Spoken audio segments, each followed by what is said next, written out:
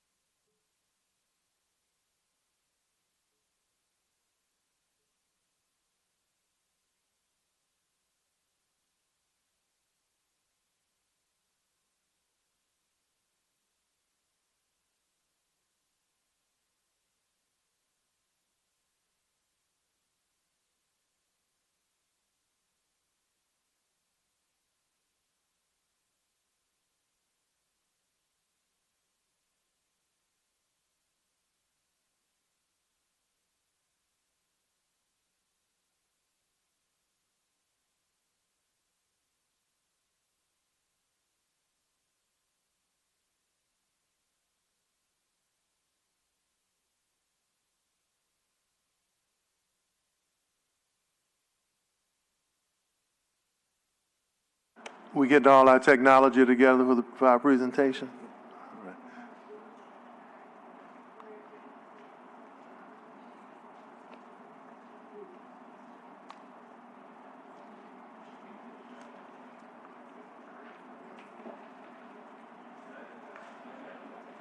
Wesley.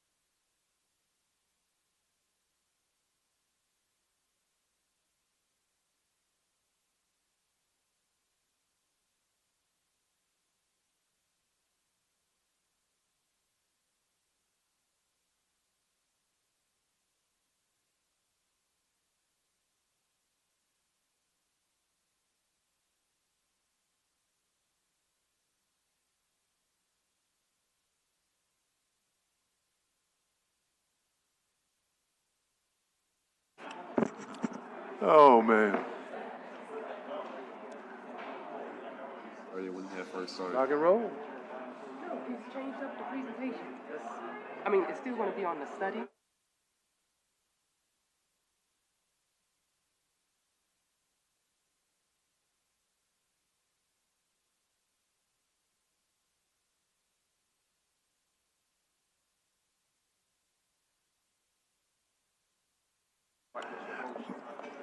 Good morning, everybody. We can officially start our meeting now that we have a quorum.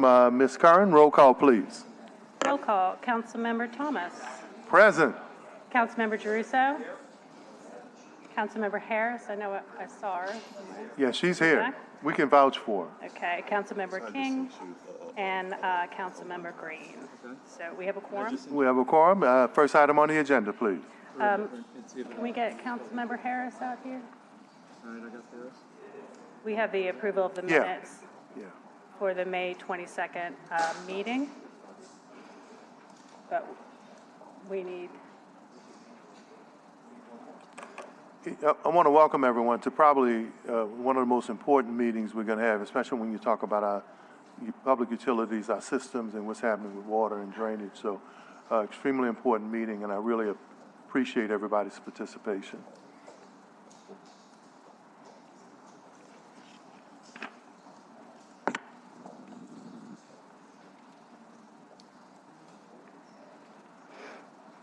We're waiting on,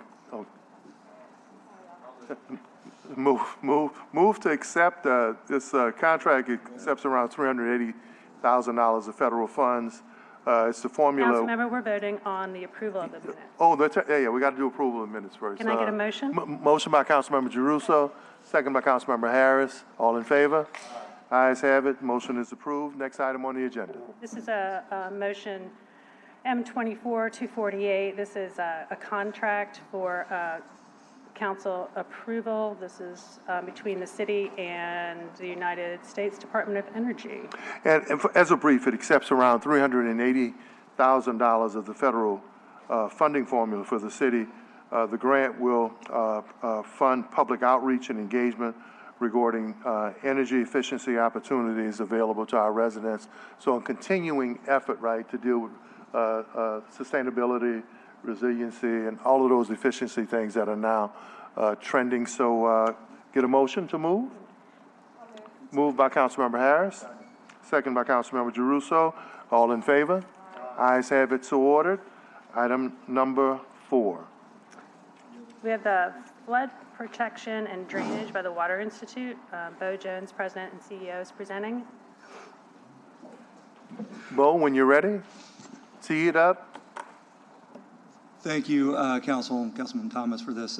We are trying to get the presentation up. We're having some trouble getting the presentation up through the city's firewall. So if you could give us 1 or 2 minutes, we'll get it up. Okay, well, while you guys are doing that, let's move, let's keep the agenda moving. Ms. Curran. The next item on the agenda is the Sewage and Water Board's quarterly report. Members of the Sewage and Water Board for the quarterly report. There's no law that says 5 can't be 4 when 4 is not ready.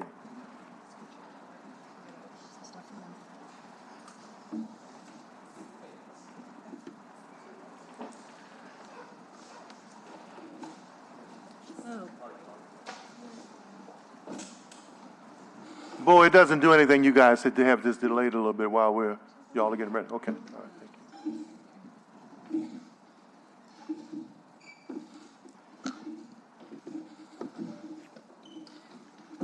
you. Identify yourselves and start your presentation when you're ready, Mr. Nelson. Good morning, Steve Nelson, General Superintendent, Sewage and Water Board. Gray Lewis, Chief Financial Officer, Sewage and Water Board. I'm Grace Birch. I'm the Communications Director here at the Sewage and Water Board. Thank you, and we're here to present on our Q1 2024 report. Got a brief presentation, and of course, stop us with any questions during the presentation or afterwards. You know we will. Excellent. First slide up, hurricane season preparedness. We have identified our critical personnel and have gone through individual training with those individual groups. We have key personnel identified as well as equipment and staging locations. So should there be a named system in the Gulf, we have locations for equipment to be ready.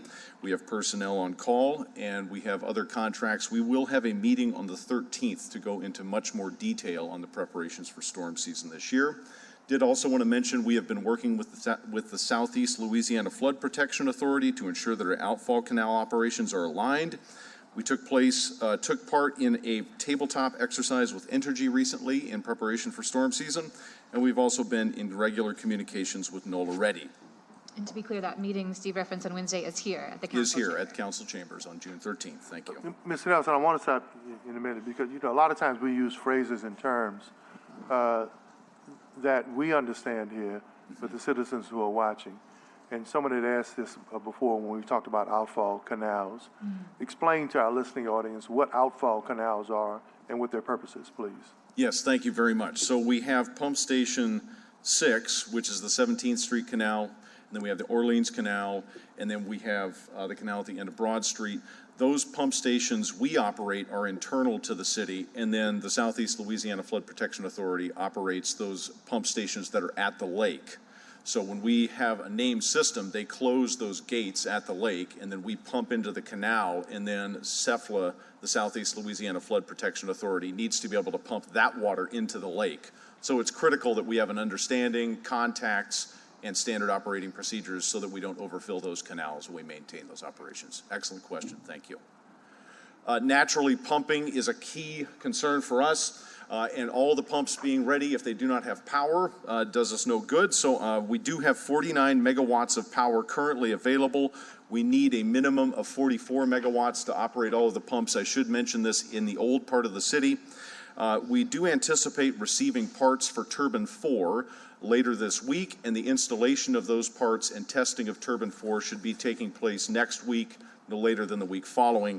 We are also working to bring back our 5th EMD. That's an electromotive diesel. It's a converted locomotive engine.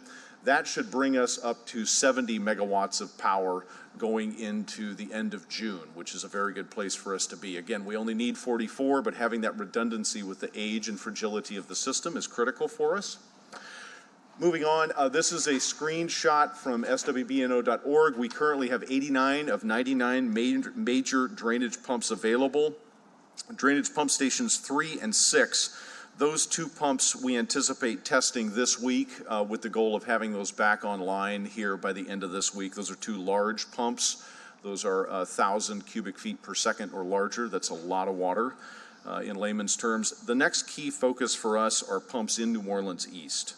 So DPS 10, 14, 15, and 18, with a heavy focus on the 2 pumps that are at Drainage Pump Station 14. We really want to get those back up and running as soon as humanly possible, and we'll be in a good place from a pumping standpoint. Moving on to our smart metering program, we have over 20,000 meters installed to date. We do anticipate having half, that would be 70,000 of our 140,000 connections installed by the end of this year. We anticipate launching a customer portal sometime this summer, looking at September at this point. We have launched 2 videos. If customers are interested, you can go to swbno.org and look at those videos. It talks about the installation, the operation of those smart meters, so that instead of getting reads every other month, you'll have a read every hour. There will also be proactive emails and text alerts, but we are currently sending letters to customers who have continuous usage, which would indicate a leak. So we've sent, my understanding is over 3,000 of those letters to date, and we're finding that there are a significant portion of our customers who do have leaks on their property. So those letters, we're sending those out, we're tracking the data. Folks are able to repair those leaks and save money on their utility bills. Steve, I know we talked about doing sort of true-ups. Councilmember Harris. Thank you, sir. True-ups between the bills that were estimated, and then you get your smart meter reader, and then going forward, what's the process there? Do you have to pay any back bill? Yeah, I can address that question. So there's a first smart meter bill transition that represents the first bill that the customer receives using that smart meter data. and that's capped at 120% of the previous average. So that's not requiring the resident to request anything. That's just automatically done for all customers on their first smart meter bill. And if there's a dispute with, and we often have billing disputes, someone's saying that they owe $100, but they're being charged $500, do they have to pay that $500 before going to the smart meter? No, they do not have to pay a full amount to receive any other smart meter benefits. It would just be handled through the normal dispute resolution process. Okay, thank you. Councilmember Giarrusso. I just want to make sure, too, we're on the same page. What happens to a customer's account if they are a manual and then it goes to a smart meter? If the account gets cleaned up before the smart meter is installed? Yes, we've started with our smart meter billing strike team. They've looked at accounts to assess past due arrearages, any issues, and then they would receive the smart meter transition bill. If there was still a past due arrearage that hadn't been paid or resolved, that's us reaching out to the customer, asking them to have a payment plan, or if there's a need for an investigation, to initiate that investigation. We would take a look at it on a case-by-case basis. Right. Okay. That's for what's owed, but what about disputed accounts? A disputed account, we've submitted that list to get a smart meter, and then it's sort of the same process. Once they have a smart meter, they have old balances due under the manual meter. There still has to be an adjudication and either a credit if the Sewage and Water Board failed to perform something in some way, but it would have to be handled case by case. So then the smart meter is delayed from being implemented until the adjudication is complete? No, the smart meter is in place. Their current bills would be calculated using the smart meter data. The pre-smart meter data is what's subject to a dispute or adjudication. But then I guess that's the question. If you have bad data in, I want to make sure it doesn't start talking to what theoretically ought to be the good data coming from the smart meter. Yeah, two separate time periods, the pre and post, because the meter is what distinguishes the smart meter. So you have two distinct time periods. So it's not going to be combined in any way. Yeah, just want to make sure it doesn't happen, because I'm just saying, just so we're all very clear, we keep on hearing Sewage and Water Board is on an actual and an estimated read, and that's not happening. We're on a billing cycle that's by law 25 to 35 days. That's not happening. We have estimates that are grossly incorrect. That's still wrong. So we keep on telling the public the smart meter is going to be the panacea to your problems, and I just do not want that bad data to start getting integrated in with what should theoretically be no human error associated with it. And particularly, I think we should take this moment to emphasize that the smart meters are likely to cause a billing impact to residents too, so they should scrutinize their bill as well, because if your bill increases by 6, 7, 9%, it could be because of the smart meter too, correct? Yeah, all good points. And just to remind residents, the smart meter is indicated with a number, the first letter. The old manual meters had an alpha character. So once you see that number meter on your bill, then you know it's a smart meter. And again, two different time periods, and all good points, things that need to be looked at as customers getting smart bills. Historically, we're here to help, trying to resolve those and get previous issues adjudicated. Thank you. Mr. Lewis, continue. So on to the next series of slides about the lead and copper rule update. We're working on an inventory that will be available in a dashboard to our customers. There's a deadline for fall of this year. We'll be well in advance of that.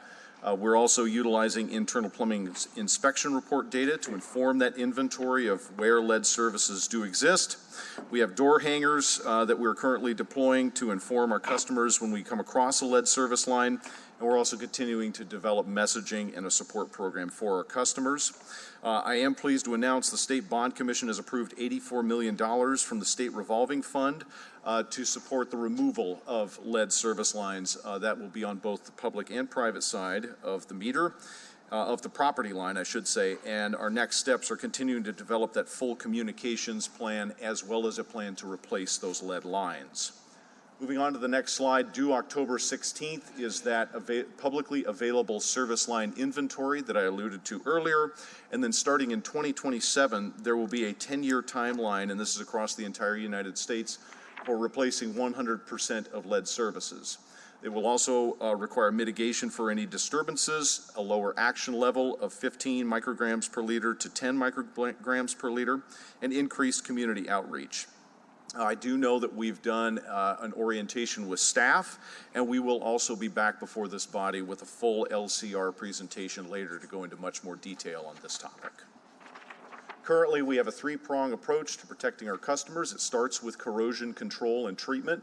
We adjust the pH of our water to about 8.5. We also provide water testing kits to the public free of charge. So if someone has a desire to have their water tested in their home, they can call 504-52-WATER, or they can go to our website at swbno.org, fill out that form, and we will support them in completing a lead test for their home for free. We also have a service line replacement program that we are launching this year in earnest, and that is crucially supported by that $84 million that I mentioned earlier. One of our big successes over the course of the last year has been paving. I believe we talked about this when I started in January of 2023. We had over 3,000 open paving work orders. We are now down to, as of this morning, 839. The restoration timeline when those numbers were run was 71 days on average as opposed to 100. It's significantly lower than that as of today. And the goal, we're not finished. We want to get down to where we are on average 2 to 4 weeks, from when we make, 2 to 4 days would be ideal, but 2 to 4 weeks from when we make a hole to when we complete it. And I know through our maintenance escalations team, we've been receiving fewer complaints and challenges with paving. Doesn't mean we don't have other challenges with water and sewer, but we really want to continue on that track. So that's been a key success story for us this year. Moving on to the next slide, sewer and service and capital improvements. The power complex continues to move forward. We've got over $150 million in Sewerage and Water Board managed contracts under construction. And then many of the components of Phase 1 are anticipated to come online again. We remain online for summer 2025. I do want to mention again the importance of that $29 million. We've been pursuing that. That'll be key for us to be able to obtain that funding. We're also working on the Sycamore Filter Gallery to increase our filtering capacity. That contract was awarded in May. And our Water Quality Master Plan, we're actually beyond negotiations. That contract has been awarded to CDM Smith. Work started in Q1, and the first area of focus for us is the testing of actual laboratory testing of lead services under elevated chloride conditions. So if we were to have a saltwater intrusion event, we would have scientific data to back up lead levels, corrosion levels with any sort of chlorine intrusion. Any other questions on that at this point? I will turn it over. Chair, I'm Yes, please. usually I'm going to wait until the end. I have questions on each segment, but I want to get through the report first. Very good. I'll turn it over to Gray Lewis to talk through our operations reporting. Thanks, Steve. Just to share with the Public Works Committee a few of the metric highlights from Q1 and financial highlights. We want a receivables slide. This is our customers that we're pursuing actively with collections for balances past due greater than 60 days, about $57.2 million at the end of Q1, relatively the same as the end of 2023.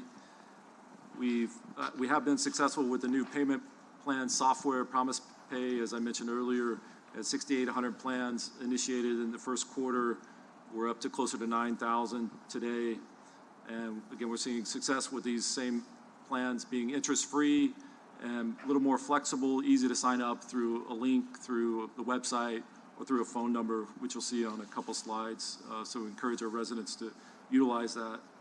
The next slide is total delinquency for all customers. So this is balances not yet due, the regular bills, the past due for various buckets, and then both active and closed customers. It's about 2.9 million less than the end of last year. And on the next slide, we roll forward that balance to start with the 130.4 million, adding in the new bills for the first quarter. We take out collections and credits provided through billing investigations or other reasons for providing credits, we end up with $127.5 million at the end of the quarter.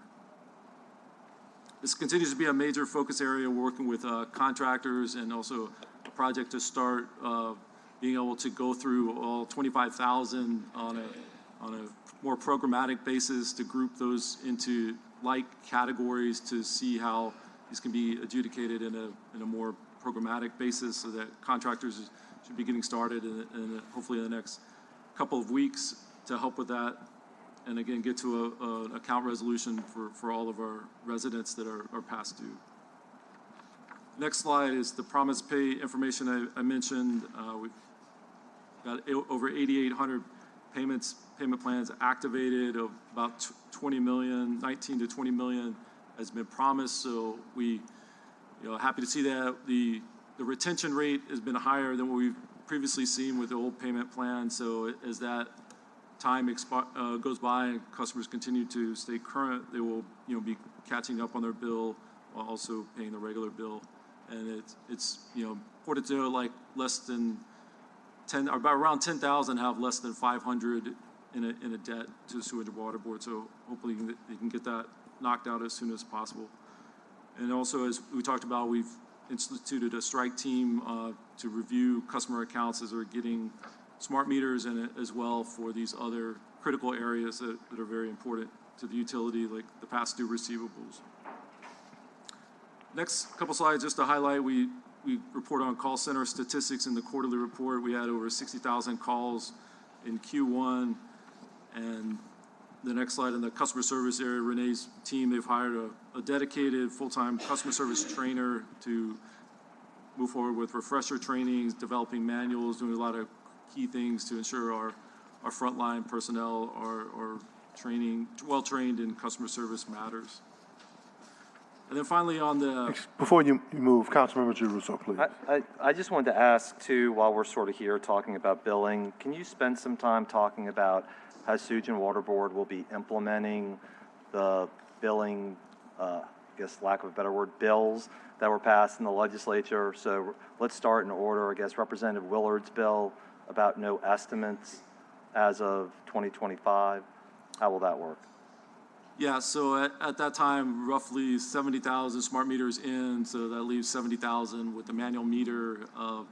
Rather than putting an estimate of consumption, you would just receive a bill with a ready-to-serve charge. So a zero estimate, so in other words, we're not estimating. In the following month, that would cover, your meter would be read, you would have 60 days of consumption reported on that bill, but that would all be actual consumption. So there would be no estimated amount of consumption to true up or add. It would just appear when the actual meter read is read and reported. So, in other words, there will be half the people who have meters who get a smart meter read, and then half of the people will get an actual read. Right. All right.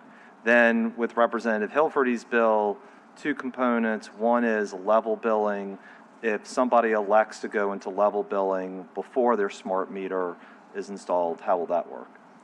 Yeah, so we've initiated the project with the Cogsdale's, our software provider for the customer information system, to get fixed billing set up within the time parameters dictated by the bill, so that the customer would receive a notice of what their historical recent average of actual readings has been, what that consumption has been, what that would translate into a level bill, as you mentioned, and that would be elected or opted in by, this is for residential customers, and then that would become the bill each month until a smart meter is installed. And then what happens if somebody wants to elect in and they have a dispute? So they have, I'll just make this up. So let's say they want to elect in November. They have 8 bills that are $150 generally, but the 9th bill is $700. It would just seem like it would be bad level billing to be at an average of those 150s and the 700. Yeah, we will have the ability to customize that recent average to eliminate any outlier bills that are not representative of any historical consumptions. And can that also be used for people who have ordinary disputes who aren't electing to get into level billing? No, that's specific to the fixed billing process where you're developing a level bill. Okay, why the difference? Well, I think the law requires the bill be based on the recent average if you elect it. That's my, interpretation or understanding of the law.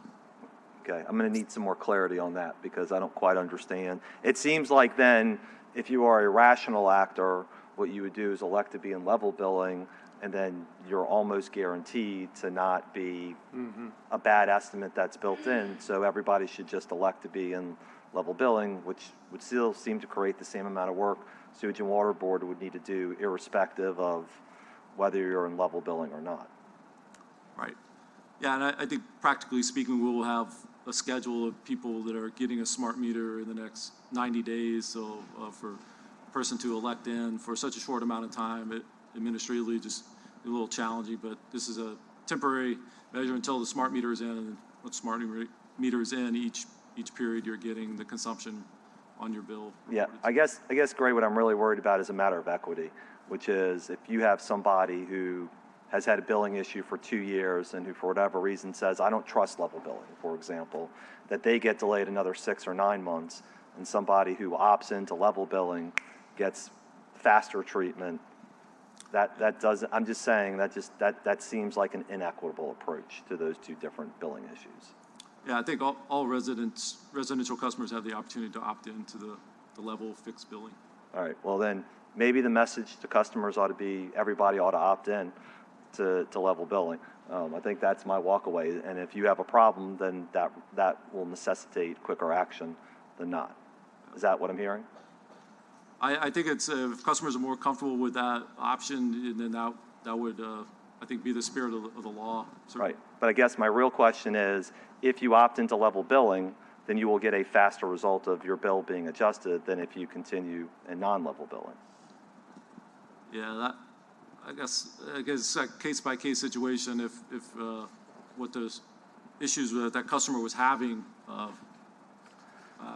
not sure I follow The council was talking about the spirit of efficiency. Well, I guess I seem to be getting two different answers, so I just want to clarify to make sure. What the answer seemed to be is if a customer opts into level billing, then if they have a bad bill somewhere along the way, that Sewage and Water Board will use averages or the billing process to make sure that the level bill is as accurate as possible. And that will be done expeditiously. Did I misstate that? Yeah, that's correct. Okay. If somebody opts not to get into level billing, then they're in the regular administrative law process, and that could take up to 3, 6, 9 months before that ultimately gets resolved. Yeah, it's case by case. We're working to resolve any customer inquiry on a high consumption bill. I'm just, I think, just hear my point. I think Sewage and Water Board needs to think about a way to make those two things so they're not different, so they're parallel and treated the same. Okay. That's what I'm saying. All right. Thank you. I think the last thing I just wanted to highlight for the Public Works Committee on the service and capital improvements, this is in the very beginning of the second quarter, actually, the handheld meter reading technology was instituted with the ability to take a camera picture with a smartphone of the actual read, so that's been very helpful in getting any meter reading capture questions addressed by being able to access a picture that's stored on a cloud and getting that documented. And then also on our 2 other major system upgrades, asset management system is through the GSO's office, been under contract for the needs assessment to select that software. And then on the financial system in my area, we're working on a project to implement a new cloud-based financial system. So we've done over 90 discovery sessions and moving along with that. Very excited to have that project underway. Steve? All right, thank you very much. Looking at safety performance metrics, we've seen a 17% decrease in open extended workers' compensation claims, 0 safety hazard issues that have been reported in Q1 of 2024. We continue job site inspections and job hazard analyses, and all this is underpinned by that desire to train our team members correctly so that we understand. We've got 64% of our employees that have completed the OSHA 10, 30, or both trainings as of March of this year, and 63 employees completed that in the first quarter. We'll look a little bit at individual work order performances. Internally, we've completed over 4,000 work orders created in the first quarter. We continue to have good turnaround times on sewer house connection and overflow backups at same-day response times. We do have two areas I want to focus on. Again, sewer main repairs and water hydrant leaks. We've dropped those timelines, I understand, from the fourth quarter of last year, but we want to continue to improve there. And there is a number that's off on this page. That 176 days is clearly not correct because there are no numbers higher than that above in the table. Where we are continuing to focus is with our contractors. The average days to completion is much higher for many of our contractor work orders. That is in part because of some older jobs. The backlog has decreased overall. Our overall backlog is down to around 1,000 open jobs. So as you decrease that backlog, those outliers that are really old can adversely affect those completion timelines. So we're really focused this quarter and next on paving in particular, getting that down to that 2 to 4 week turnaround time, and then also sewer leads, sewer main repairs, and hydrant leaks. We want to get that down to within a reasonable time frame of 4 to 6 weeks at most. Councilmember Green is not here, so I will have to channel him on this slide. We have 103 vacancies, 15 new employees hired, 16 resigned, 11 have been terminated in that quarter. I really want to put an emphasis on that June 21st job fair. We've got a job fair coming up to help us fill those 103 vacancies. Sewage and Water Board, through cooperation with City Council and also the Civil Service Commission, has really been able to update some of our pay scales. We've got really solid benefits. As you can see from our work orders history, there's a lot of job security here, and it's a great place to work. So we would love to see folks turn out for that June 21st job fair. Mr. Nelson, I have a Yes, sir. question. What, Councilmember King. thank you, Councilman Thomas. What are some of the jobs, not all of them, just a couple highlights of experience needed, education needed, qualifications? There is a wide range of needs. We have everything from engineers and legal representatives, lawyers, all the way up to folks in operations, management, folks that want to be laborers, folks that want to get started. Maybe it's their first job out of high school, or they want to move over and be a part of our construction group, our networks group that does our field construction.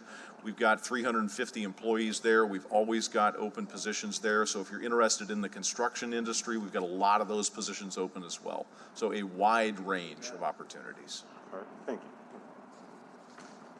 Councilmember Girousso. I'm sorry. I'll wait to the end, till you're done with your presentation. I have one question about the West Power Complex when you're done. Very good. Thank you. Got it. All right. Next set of slides is related to the JIRR program. DPW in the city is the lead on this program. We're working with them on this. There are 28 projects in the planning phase, 64 projects in design, 49 that have been merged, 16 are currently in the bid and award phase with 32 under construction. 7 projects have been complete, and there are 77 in contract closeout. I do want to mention on this program there is an anticipated shortfall due to inflation, which I think folks that have been around for a number of years can understand. The city is working on prioritizing those remaining projects and is working with their federal partners on determining how we can make sure that any shortfalls are overcome. I want to talk about our transmission projects, transmission main projects. We have 3 that have been completed: South Dupree, Eden Grape, and Dupree, St. Bernard. We have 3 that are in progress: Fig and Leonidas. The most visible being that South Claiborne and 3rd Street transmission main project. And then the other project on South Claiborne is 95% complete. The paving, mill, and overlay was completed last week, so there's a really nice stretch of road in front of Tulane. We also have 5 future projects that are in planning or plan to be bid. 6th Street, some assorted transmission and donor water lines, Spruce and the Carrollton Water Plant, Decatur and St. Peter's in the French Quarter, and Magnolia, Joseph, and the Willow Transmission Main Project. Looking very briefly at our disadvantaged business enterprise participation, from January through March of this year, there were $20.4 million in contracts awarded to DBE subs, representing almost 36.5% of our average award to DBEs across the program. And that concludes our presentation. Are there questions? Yeah. The first stop I want to make is that the power, and especially going into the season with some of the predictions, I'm looking at heat now and the temperature of the Atlantic and the Gulf, and that's usually a good determinant when you talk about an active storm season, or the ingredients to give, even if you don't have an active season, the ingredients that would give you a Hurricane Katrina, Sandy, and some of those. How do we power up our system? What's our relationship with outage? I mean energy. I'm sorry, I get it mixed up with sometimes I think their name is outage, given the frequency of outages now. And in your power presentation, we talked about the power status. There are several, Carrollton, Citrus, St. Charles. There are many critical stations that if Entergy's system isn't up, how are we, when you talk about generators and the ability to that if Entergy's system is down, again, that we can rely on generators, especially for those badly needed stations and pumps. Where are we now? And what is our backup plan? So there are kind of three different parts of the city. There's the old part of the city that's defined as the lake to the river, and then the industrial canal to the parish line. Mm-hmm. And that is served by our turbines and our electromotive diesels, the EMDs, and then also you alluded to those frequency changers. And so I think Florida Station definitely needs backup. Yeah, absolutely. So for that old part of the city, having as much power available as possible, because the system is as old as it is, mm-hmm. being able to switch to backups and have that available is critical. So even though we only need 44 megawatts, having 70 available is key. So Turbine 4, even when it is mm-hmm. back online, Lord willing, end of next week, it's still built in 1915. And again, highlights the importance of that power complex project to be able to not have to rely on turbines or EMDs or even some of those older frequency changers. Now, to your point, in New Orleans East, we have backup generators so that if Entergy goes down, we've got individual generators for those stations. 16, at one point, the generator didn't work. That's right. And so we have backup generators there to cover for the... You got backup generators for the generator. Or the current generator. And we've presented on that, I believe, previously, that it's crucial for us to be able to replace that existing generator so that our backups can be available at other locations. So the Power Complex project is crucial. It's also really important to take a look at some of those other And what about Citrus? So Citrus, those generators, as I understand it, are all fed off of a common mm-hmm. feed from those backup generators that we've got at stations 14 and 16. And if I misstate something, I will correct that in my discussion with my engineering group. But they are tied together, so we have two sets of generators there that can power pumps at those stations. And the bottom line for me, so that if we lose, if Entergy loses power, right? There could be up to 7 different stations that could be affected, 7 pumps yep. that could be affected, especially when you talk about an active season, which would put a lot more stress on the system. And you're saying we're prepared for that? We do. We have backup generators. We have run, that was one of our key findings from IDA, was making sure that our backup generation power was ready, available, and had been run. And so on the West Bank, we have backup generators at stations 11 and 13. We run those regularly as well to make sure that if, God forbid, we should have a named event and it knocks out power to the larger grid, we are ready and prepared. Billing, we talk about I think it was $11 or $12 million software system that the last administration paid for, and we haven't got a bill right since. But no one ever asked this basic question. Why was it so inaccurate? Have we found out why? That the reason why so many bills are inaccurate is because of... Well, I think Yeah, no, I'll I, let Gray defer to that, but I do, Okay. from the GSO's perspective, those estimates. Now, it doesn't Well, yeah, mean that the software is perfect, but when you've got as many estimates, it makes it very difficult. Okay. yeah, in terms of some type of route, I mean, in relationship to that system that was advertised, that they spent several $1 million for, right? Why didn't it work? yeah, I think there's a lot more to that question. I mean, Okay. software is a calculation tool that produces numbers. People interact with software, setups get made in software, but at this time, we're looking into a new replacement software, more modern, but there's probably multiple reasons. A replacement software for the $12 million software that didn't work. Yeah, it was Sewage and Water Board engaged in 2014, selected that on-premises software. Now the systems are cloud-based. That's so that technology. So we invested in a system that you wouldn't be using now anyway. It's about a 10-year life, but it is fast. But the cloud-based systems are much better now, and Okay. that's the direction we're going. Okay. Paving and cones, and I'm trying to go through things that our citizens talk about. And I've had this discussion before, Councilmember Giroux. It would seem to me that a real good business to be in would be the orange and white cone business, right? Because there's no system of collecting, right? When you talk about paving, and let me say, you guys are so much more efficient now, right, at responding. But you'll pave the street, and then too often, the cones will be left. So there isn't any system that says cone 123 is still at the corner of Bundy and I-10 Service Road. Did you pick it up yet? Cone 666 is blocking the interstate right now. Will somebody go retrieve it? So, because if I'm in the cone business, I know I can just keep supplying y'all cones because you ain't picking up the old cones, the barrels. There is no system for retrieving cones or once a work site is done to,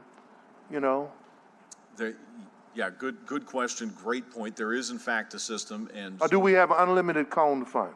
we do not have an unlimited cone fund, and the point is well made. And Zone 2, or within our networks group, is responsible for picking up cones, and it's also incumbent on our other groups to make sure that the work order is put in, because there's a problem code that says pick up barricade. And so if that gets missed or something falls through the cracks, that does become a problem. And that's something where we have in beta testing right now a work order dashboard so that folks can look at a map.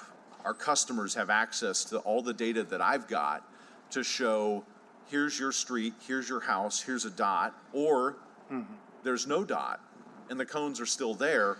There will be a link to an online reporting form, which we already have at swbno.org, or they can call 504-52-WATER and report that issue.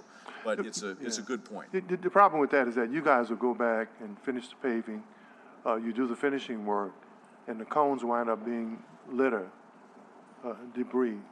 They block the interstates. They're perfectly reusable cones, Yeah. right? What's the cone budget? I don't have an exact code get us that budget. information. It's spread across the different, but I can certainly find that, and the point is well made that we need to be efficient with our resources and Yeah. picking those up. Yeah, because whoever's supplying the cones, they got one of the best hustles going right now.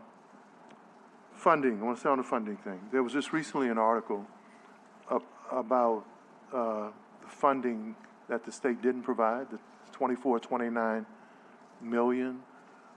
Where are we with that? Were you guys involved in any of those negotiations with Senator Harris or the governor? And what is the status of that now?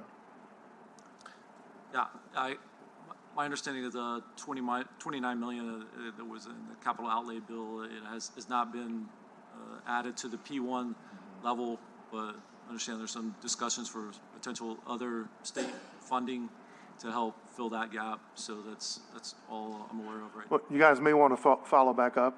In my discussions with the governor, we did speak last week that he understands the importance, and I sent him copies of the articles, copies of the concern, and why it was important. And when he called, he said there is a question mark there now, but it is his intention to make sure that the state meets that need and that responsibility. So if you guys could follow up, you didn't say exactly where the funds would come from, but he said that he expects his administration to live up to help us with that commitment.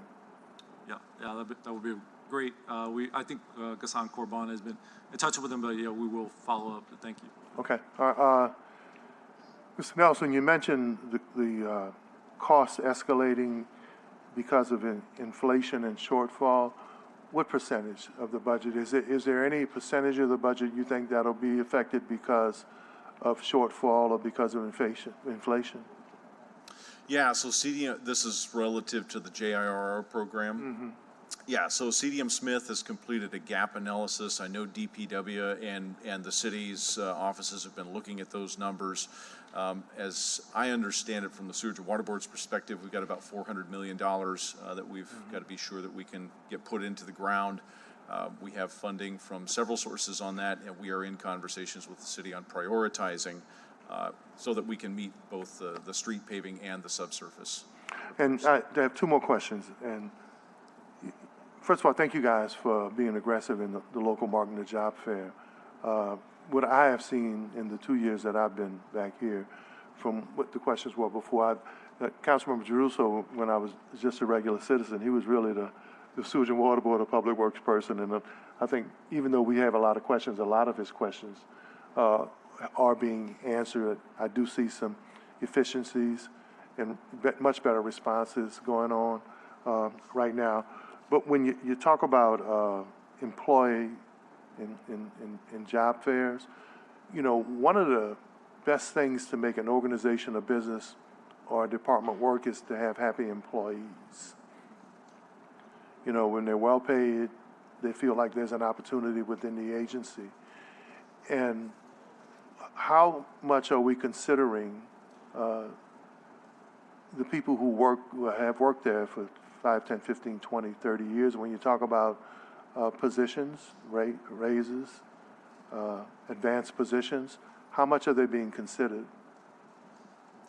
Yeah, without our team, we're nothing. We don't get out the door. And I think a great illustration of that is the presentation we had at one of our recent council meetings, recognizing 35-year plus employees. There's over 40 of those at the Sewage and Water Board. Recognized our network zone managers and provided declarations. Didn't you used to block for Ryan Leaf? He was 2 years before me. He was 2 years before you, so you know the importance of having It's having absolutely teammates. critical, and we are in the process right now of a people plan that involves all of the input from our employees, because you're absolutely right. If they're not satisfied, if they're not sticking around, if they're not happy and productive, the Sewage and Water Board can't succeed. Okay. As we continue to tackle these issues for funding, and now you got the business community recognizing the need for stormwater and more fees and more money, what's going to be our plan to make sure that local businesses and minority companies participate? You know, one of the most disappointing things that happens here is that we see these press conferences about growth, we get these federal grants, we get billions of dollars, and then when you look at the data center or the Alice report from United Way, when you look at the gap in income, the most disparaged communities don't participate from those contracts, those awards, or those special events. How mindful are you guys going to be to make sure that we're building a business base here to participate in how we repair and grow our water system? Yeah, I would like to add, it's part of every contract that we involve the small businesses and train those and provide opportunities for them to get involved. And our diversity business program, very active, and I know our directors here today, but just again encouraging all those businesses to get involved in doing business with us. We're very happy to do that and want to be responsive to them in all respects. And then lastly, before we go to a card speaker, technology is changing. We're talking resiliency, stormwater management, sustainability, dealing with laterals, sewer consent decrees. Do we have any relationships with Delgado or universities or training institutions that can say, hey, look, we're going to be getting major funds. The system's going to be changing. We can start training our kids and our workforce to take advantage of the $2 billion need to stabilize this system? Yeah, so we have been able to work with Delgado on some training for our water and sewer operators. Right. So continuing to do that's going to be crucial, and you're absolutely right. Technology is evolving, and being able to apply that to our infrastructure is going to be really important, and involving our local education institutions is key. Okay. Before I get to the speakers, any other questions on either of this? Councilmember Giarrusso. Thank you, Mr. Chair.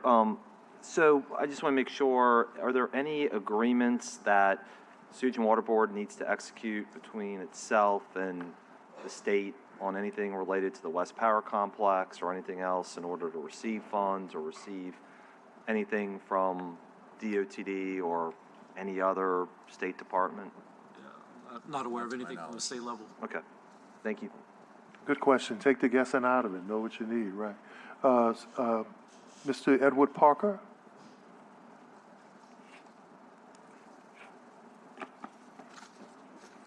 Good morning. Edward morning, Mr. Parker, Parker. 7802 Henley Street, New Orleans, Louisiana, 70126. Also a member of the New Orleans United Front. You briefly touched on the DBE participation. Can I get who the point person is to get more information on your DBE program? It's Ms. Irma Plummer. Yeah, thank you very much. Could I get a card? Thank you. That's how you deal with that, man. You bring your team. That's right. That's it. A former team athlete knows to bring the team, right? Ms. Y'all got a Irma's the good best. team. Ms. Curran, any online comments? No online comments? Any closing comments from Mr. Lewis or Mr. Nelson? Thank you all very much for having us here. Really appreciate you all, the administration, the governor's office, legislature. And thank y'all for being responsive. You know, there's a whole lot to deal with, but you're actually making some gains in critical areas, and hopefully we're being, you know, we can be facetious and political sometimes, but hopefully we're being helpful, because I know most of our questions are really ones that we get from our citizens, and when we can answer them, it helps them. All right, thank y'all. Thank you. Thank you. Ms. Curran. You want to go back to the flood protection? Item 4. We ready? Let's rock and roll.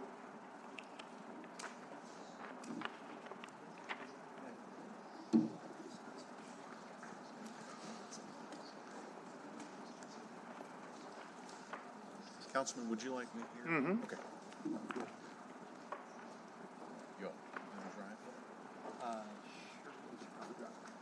Hey, I can, here, let me move. That way. Yeah, well, I got it downloaded.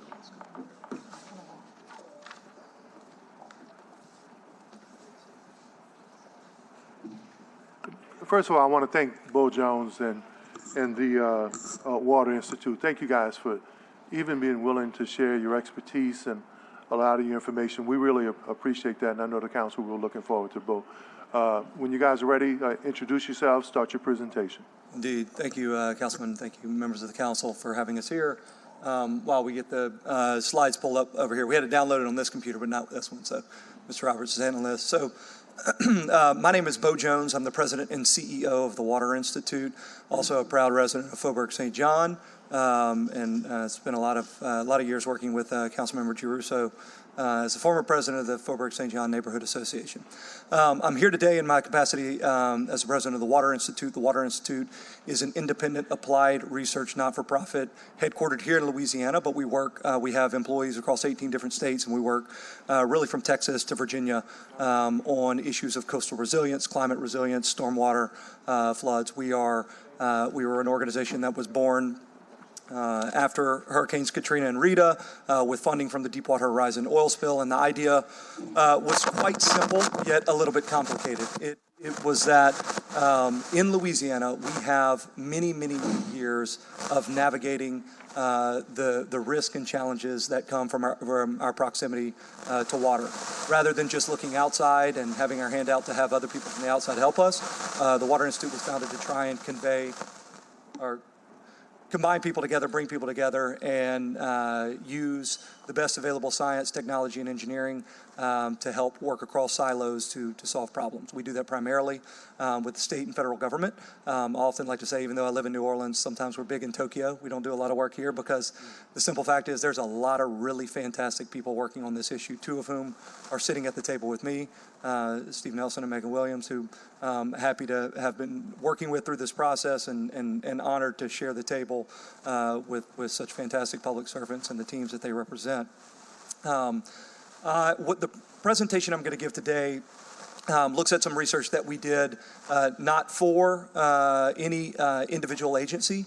This was independent research that the Water Institute, in discussions actually many years ago with the city and with Sewage and Water Board, realized that there was an opportunity to take some of the models that exist and to apply some really robust decision-making, some kind of cutting-edge research to the decision-making process. The models and the work that we did here, again, they're quite uniform, right? They're big picture, zoomed out looks.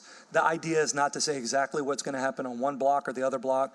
The idea is to say, what decisions can we make? What levers can we pull in the city that have the highest bang for our buck, right? This was work, I'm happy to say, we went to the private industry to fund a portion of it, and the local arm of Shell actually funded over 2 years this research. Happy to say that in addition to the publication that we're going to, or the presentation we're going to use today, there's a publication coming out in a peer-reviewed journal probably this week in the Frontiers manuscript. So, and we're happy to share that with anybody. So again, this is what we're here talking about, is that New Orleans is seeing and has been seeing for quite some time frequent street flooding from heavy rainfall. We are not talking about the SLIPFA or the HISRA system outside on the boundaries of the city. We are talking about internal. This is nothing that is new to this group. This is nothing that is new to the listeners, but this is what we're trying to look at.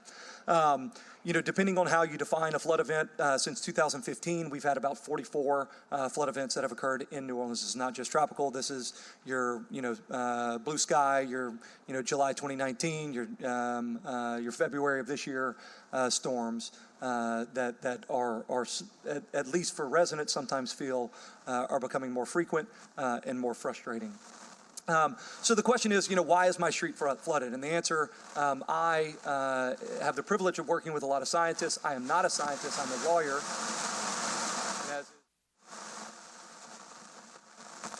As is a standard response from lawyers, it depends. Why is my street flooded? Right, so could be pumping station operational challenges, right? You could be power lapses. It could be pumps going offline. It could be localized with catch basins and pipes that are clogged. It could be road work construction that's not allowing the stormwater to get to its eventual home. It could be soil subsidence and the changes in geology. It could also be climate change, right? It could be the changing frequency and intensity of storms in the city.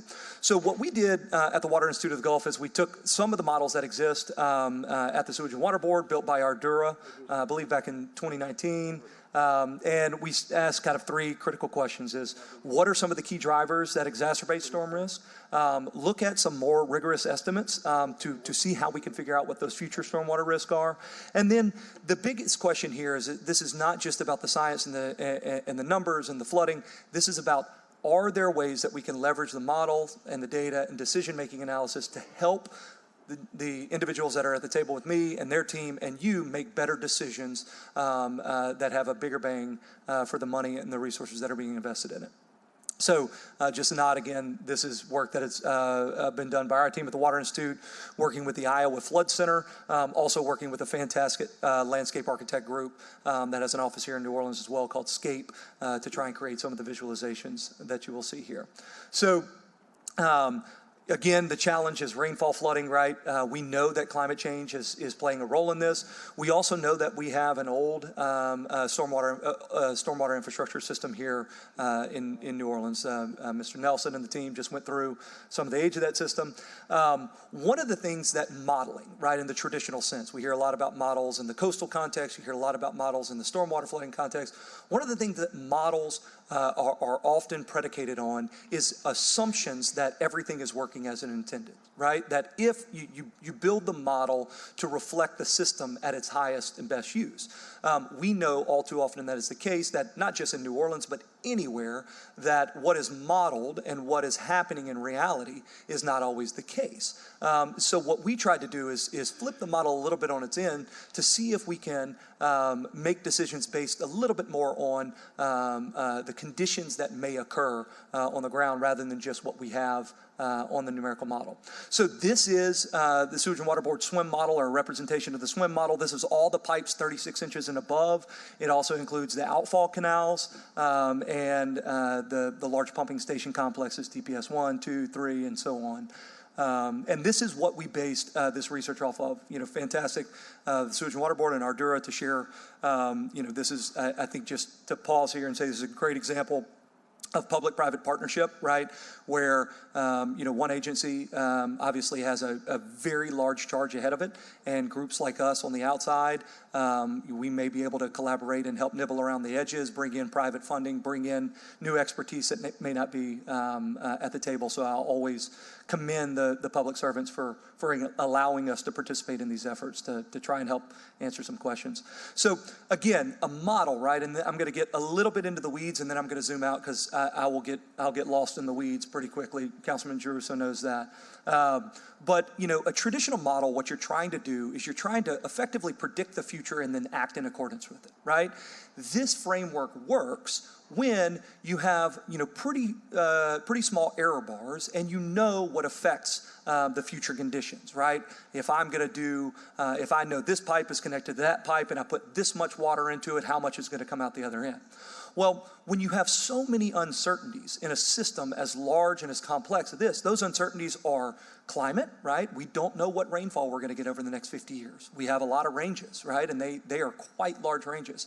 We don't know where that rainfall is going to be, right? These models also assume a consistent rainfall across the entire system. We know that's not the case. We know we have cloudbursts. We know that sometimes parts of the system are affected differently. We also know there's significant geologic uncertainty. Where is subsidence happening worse? Where is that? How is that affecting the system? We also know that there's land use uncertainty, right? What may be built in a model in 2018, 2019 may have changed. So are our land use factors the same? Also, another uncertainty is how is the infrastructure working? Is the pipe broken? Is a pipe clogged? Is a drainage canal clogged? Is the pump going to work like designed? Is the power going to come on? Are the lines across the river going to get knocked down, right? All of these uncertainties. Now, you can easily see how you get wrapped around the axle trying to predict the future. Not to say somebody smarter than me can't, but we decided to work backwards. And so what we did is we flipped this traditional, predict and act on its head. And we said, let's go to the end. Let's identify some scenarios based upon the various uncertainties, and let's flip it backwards. Let's stress test those scenarios, not to say this is what's going to happen or this is not what is going to happen. But when you stress test those individual scenarios, you're able to then say, okay, well, what would have changed? What affected this? What changed damage curves? All right, so again, we looked at 3 critical uncertainties: climate factors, operational factors, and geology and land use. So this is a representation. I'm happy to share, blow-up version of this. This is a representation of, this is again, it may look a little bit like, West End or some of our areas, but this is random. It is not an actual place. But this is just a representation of the stormwater system in New Orleans. So you can see this is showing the climate factors, right? We have changes in rainfall, their intensity and their duration. We also have sea level rise. Right? Where does every drop of water that hits our system, where does it go?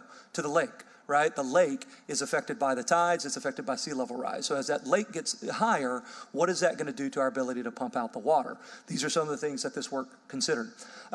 What we did is we took the Sewage and Water Board's model and started adding other conditions to it. So we took the design storm, which is, the standard design storm that's used for the model, and then we added in these climate projections over the next 50 years. We added a near worst case scenario of climate change factors over the next 50 years.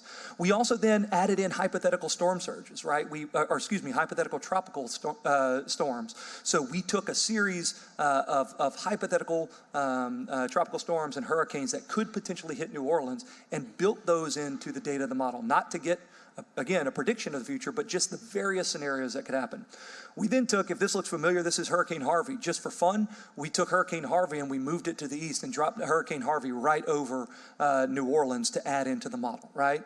All to simulate the differing conditions and the differing factors that could happen in our city.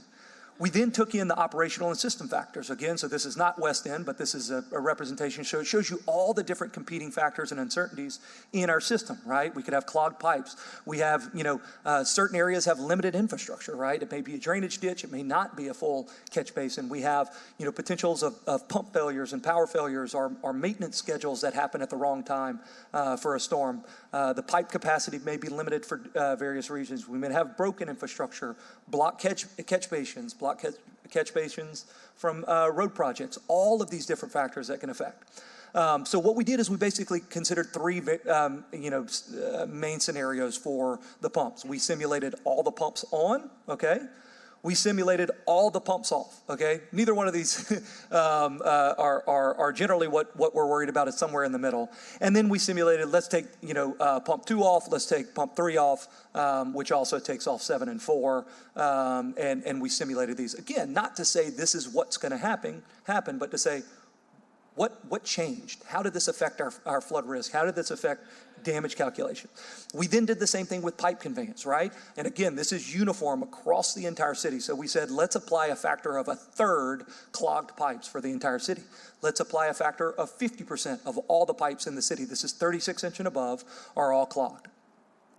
Then we also looked at geologic and land use. Bo, I don't want to stop you, but I'm just recollecting. Burton University in Amsterdam, they use the what if model in Holland, and they project out based on storms and based on systems, don't they? Indeed.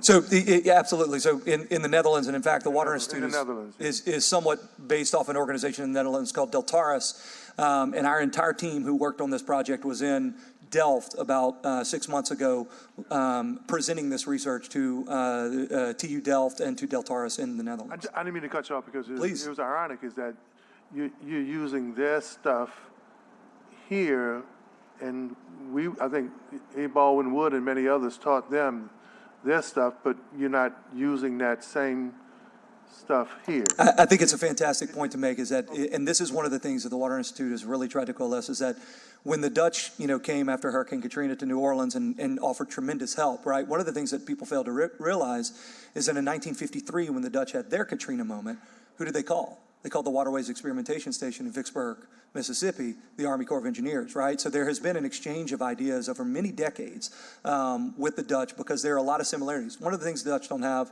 are tropical cyclones to the nature that we have, so that creates a big challenge. But there's a lot of shared information and a lot of the models and a lot of the data. And it's Delft University, not Bern, right? Correct, TU Delft, yeah. And Deltares is their Delft 3D model is what you're thinking.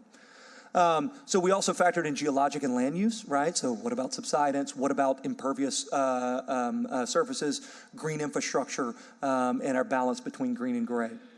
So here's getting to the results, right? What did we find? How do the climate uncertainties, right? So when I say the climate uncertainties, I mean the amount of rainfall and the intensity of rainfall that the city of New Orleans can potentially expect between now and 2075. How does that compare to the risk of infrastructure operational uncertainties, those and the two primary ones around pipe conveyance and operations of the pump stations? So here is a simulated flood depth result that shows on the left is the present condition, right? This is if we have a 10-year, 24-hour design storm event. So this is our design storm, which is eerily similar to our 2019 July storm. But this is what it looks like flooding in the city, across the city. Blue is about a half to a foot, going all the way up to over 4 feet in the red. So you can see some of the usual suspects, the usual areas for the design storm. This is today, everything operational. Now you take all the operational conditions, nothing changed, and you move over to the right panel there. That is with climate change alone, right? With the worst case scenario of climate change, you can see significant blue shading throughout the rest of the city. Some of the deeper areas are getting even deeper. This is not factoring in any of the infrastructure. So this is kind of the baseline of just climate change, no other infrastructure.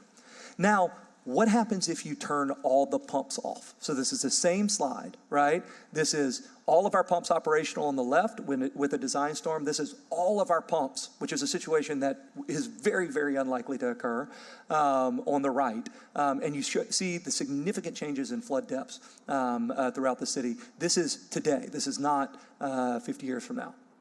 Now, you look at what we're going to show here is pipe conveyance, right? So taking a shading of, or taking across the system, taking 0% of the pipes are obstructed and then taking 50% of the pipes are obstructed. Over the left is no obstruction. That's what you see effectively in a design storm event. And over to the right, you can see the high obstruction scenario. Now, interestingly, what you'll see is that unlike here, where the areas of the bowl, the areas that are closer to the pump stations are getting significantly higher. Under the clogged scenario, the pipe, the high obstruction pipe scenario, you're seeing more flooding in the outlying areas. The reason is that the water's not able to make it to the pump station. So if you're in Broadmoor, right, and all the pipes are clogged, it's going to slow down the water that DPS 1 is going to have to pump out. And so you see that in a way, it's a tale of multiple cities, that the differing risk and the differing operational regimes of our infrastructure change the flood risk across the city. So it's not consistent across the entire city. You can see trends across the entire city, but what's good for Broadmoor may not necessarily be good for Uptown and vice versa. And so what we try to do is stress test all those different scenarios, again, to try and figure out where should the city invest its resources, where should the city focus. So go ahead, Councilman Giarrusso. Councilman Giarrusso. I just want to ask Steve, so how many 2 million pounds of stuff has been extracted from the drainage system right now? Is that right? That's my understanding. DPW has pulled, at last check I had, 2 so pounds. If it's about 6.5 pounds per line of linear foot, that means there could be as much as 45 or 46 million pounds. Yeah, if you've got 1,500 miles of pipe, yeah. That's a lot of stuff obstructing.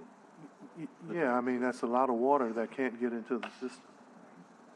And that's and again, this, just to be very clear, Right. This is not currently, but it could be. Right. This is not currently based on actuals. This is an across-the-board assumption. And what we know, and we'll get to this in a little bit, and what we know from some of the contractors that the city and Sewage and Water Board have brought in over the last many years, is that there is more granular data in the system, that we do know there are some box culverts that are squeaky clean, and there are some that are still very, very clogged. Some that have cars in them. Some that did have cars in them at least, and some that have significant amounts of debris just beyond where those cars were found.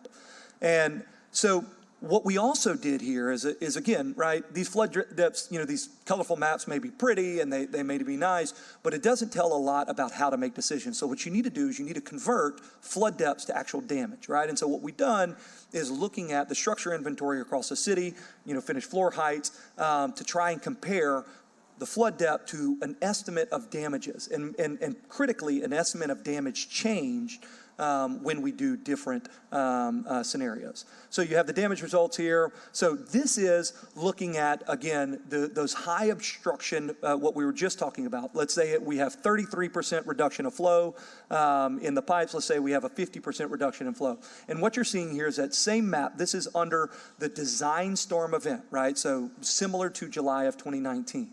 And what you'll see is that there are actually areas in reduction when the pipes pipes are clogged, there are areas that could potentially see a reduction of flood heights, right? So those are the brown areas. So around Broadmoor, in areas of Lakeview, areas of Algiers, where they are further away from the pumping station, you can see the potential for the flood depths to be reduced due to all of that material in the lines or potential broken lines. What you can also see is that, and we'll get to that a little bit, but you see that if you look kind of, I don't know if this red line, but if you look down here around the St. Charles corridor, around Uptown, you can see that their flood depths may actually increase, because if it can't get to Broadmoor to get pumped out, then it's obviously going to stay back behind. And this is some research we've had. Again, this has been shared with a lot of parties in the city. We've been working with some of the folks like Grounds Crew to see how, cleaning in a more sustainable Mardi Gras may affect some of these numbers. So it's kind of an all hands on deck. Now, looking at this damage change, right? So this is just flood maps, okay? Flood maps, right? But if you actually convert that to damage, you can see a percentage, and I'd like to have a little bit more granular data before I start, quoting numbers of actual dollars. But if you look at the back end, what you see is in some of those areas, at a 33% occlusion of the pipes, you can see as much as 100 to 200% increase in the damage amount in those areas. You can also see decreases between 50 and 75. On that high obstruction scenario of 50%, you start to see that permeate throughout the city of those high increase in flood damage costs. Now, again, damage, right, and this is all in the paper that we've published, but damage is not just flood depths, it's flood depths plus assets that are actually there, right? So you will see that in areas like CBD, although the flood depths just because there's a higher damage number, it doesn't necessarily mean that there's more water. It means that there's more water hitting, I don't want to say high value, but high cost assets, right? I want to be very clear to not equivocate the value of the damage with the value of the assets, because all of these properties are important to a lot of people. So now, spatial scale. How does the different areas, kind of the differing neighborhoods and differing locations of this affect vulnerability, right? That risk and the assets connected to it. So across the city, right? So I said each neighborhood's not created alike in these results, but if you look across the city, there are three primary drivers. And I met with Mr. Nelson and Ms. Williams recently, and I said this is, the equivalent of a big duh moment, right? Is that there's three main factors that affect flood depths. Number one is pump operability, right? If your pump's on, it's going to be able to clear a good bit of the water. If it's not, it's not. Rainfall over time, and then pipe obstruction. These are not, revolutionary findings. The critical thing is that we are able to start to zoom in on the value of the differing levers that we have to pull here. How much should we invest in pump operability, and how much could that potentially save? The same thing with pipe obstruction. So across the city, the biggest driver, pump operability, rainfall, and pipe obstruction. But as you get into those neighborhoods, and we talked about this is zoomed in the Broadmoor region, right? So for Broadmoor, DPS 1 being operable is the most critical determinative of flood risk in that neighborhood, right? It doesn't matter under today's scenario, rainfall, 100 years from now, rainfall. DPS 1 being operable and available when needed is the most important factor. And there is some suggestion in the models and the results that citywide pipe obstruction, that occlusion scenarios of 33 to 50% may actually help Broadmoor in that it slows the water coming in. Other neighborhoods, that may be flipped in the areas, let's say take Uptown that's further away from the bowl, further away from those pumping stations. One of them, the two most important may likely be, sorry for the mic, I don't know which one is it. The important factors may be the clogging in the line and rainfall over time. We even have rain in our technology. That's the drizzle sound. There you go. It's perfect. So now the question, this, I want to be very clear that nothing we found here, I would argue, nothing is revolutionary and nothing is earth-shattering, particularly to the experts at the table and their teams. But what the more of this is the methodology, right? Is to tie in to say, look, we don't know exactly what's going to happen, but can we start to stress test these things? So the question really before all of you and before Sewage and Water Board and the city is how do we prioritize the next set of investments, right? And so if we know, and I'll take a step back. One of the things that we didn't talk about, but I will in a moment, is green infrastructure, right? Green infrastructure is something that we've been talking wonderfully about, for the last 10 or so years. We just had the Urban Water at 10 planning event with the Greater New Orleans Foundation, which was a fantastic endeavor with the Bywater Institute. Also, we have the Wagner and Ball, the great vision document of the Urban Water Plan New Orleans.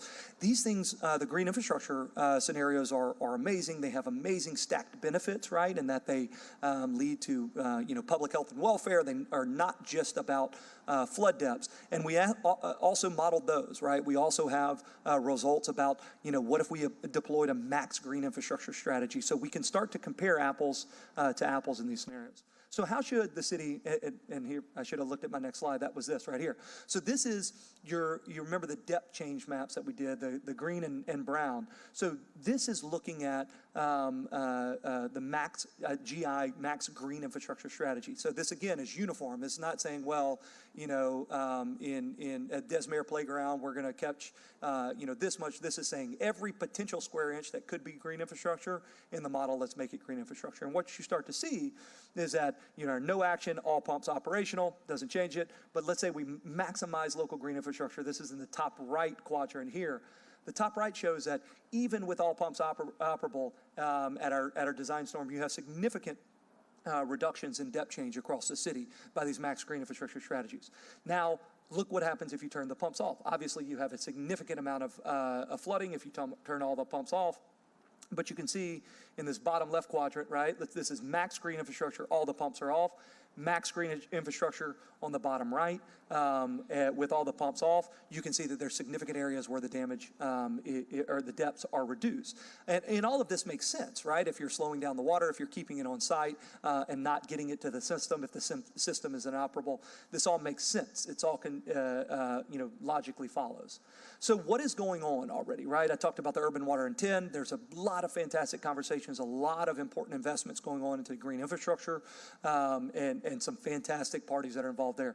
Also, you talked about, Councilman Giarrusso and Mr. Nelson talked about the West Shore, or the West Power Complex, right? This is significant improvements for the long-term health of the power system going into the pump. And then also there's been tremendous efforts since going back to just after Katrina in cleaning the pipes and the catch basins. And this is something that, if you look at the research, this is an area that really deserves a microscope, not just this meat cleaver approach. And so I'll dive into that, right? So back in 2005, CES, in contract with the city, cleaned around 70,000 catch basins. Again, our model, or the Sewage and Water Board's model that we worked with, only looks at those 36-inch pipes and above. Now, we all know that from the legislature, they have now made uniform the system, or will be making uniform, not yet, Steve, will be making uniform from 36-inch down, right?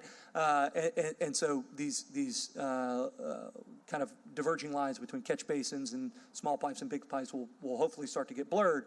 But there were 70,000 catch basins cleaned in 2005. CDM Smith, who was mentioned earlier in CES, cleaned and inspected about 5% of the minor drainage system, right? So that's 36 inches and below, removed about 5.5 million pounds in 2015.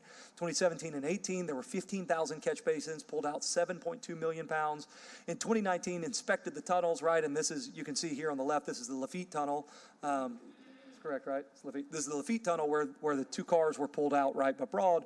But what is often unmentioned is that the rest of that tunnel, the thousands of linear feet beyond where the cars were found, was not cleaned at that time.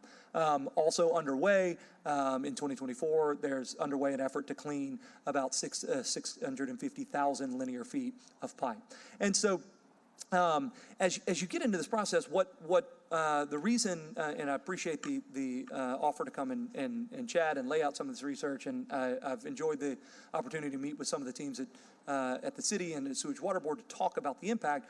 And what this modeling and this effort is allowed to do is that we can pull in the additional data. We can take from uniform data of, hey, we're assuming this much pipe clogging, and actually plug in the data that exists on the ground to then help the Sewage and Water Board and the city prioritize actions to say, if we do this, if we spend this many millions of dollars, $70 million to inspect and triage every pipe around the city, what will our potential benefit be? What will be the potential cost-benefit analysis for the city?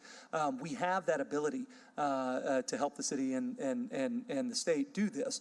So we wanted to roll this out and share with all these parties so that you can see the different opportunities to make the decisions. I mean, one of the things that I know the city and Sewage and Water Board are looking at is just like the coastal context, right? And so the Water Institute has been working for the last 12 or 13 years on the state of Louisiana's coastal master plan, right? On the coastal context, we recognize that there's more to be done than we have the resources to do. And so the way that the state of Louisiana has handled this over the last, since 2007, but really most notably from 2012 on, is to say, let's look at the big picture. Let's look at all of the things that could be done, and then let's get a prioritized list of actions that when we get the money, we will focus on these efforts. We think that the research that's been done here shows that some of those prioritized actions really should be plugging in to keeping those pumps operable, keeping the drain lines clean, because that will have a high bang for your buck. And so getting all the parties together to really walk down that cost-benefit analysis, to really walk down that prioritized action plan is, as I understand, already happening, and that's fantastic. And I appreciate the opportunity to come and roll some of this out. Myself and the Water Institute, we can make ourselves available to the city, Sewage and Water Board, and any of the parties that are working on this effort to try and move this in the right direction. Thank you. Councilmember Jerusalem, Councilmember Harris.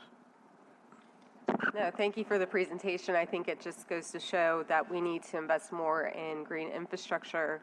We need to increase penalties for people who illegally cut down trees, which happens often in my neck of the woods.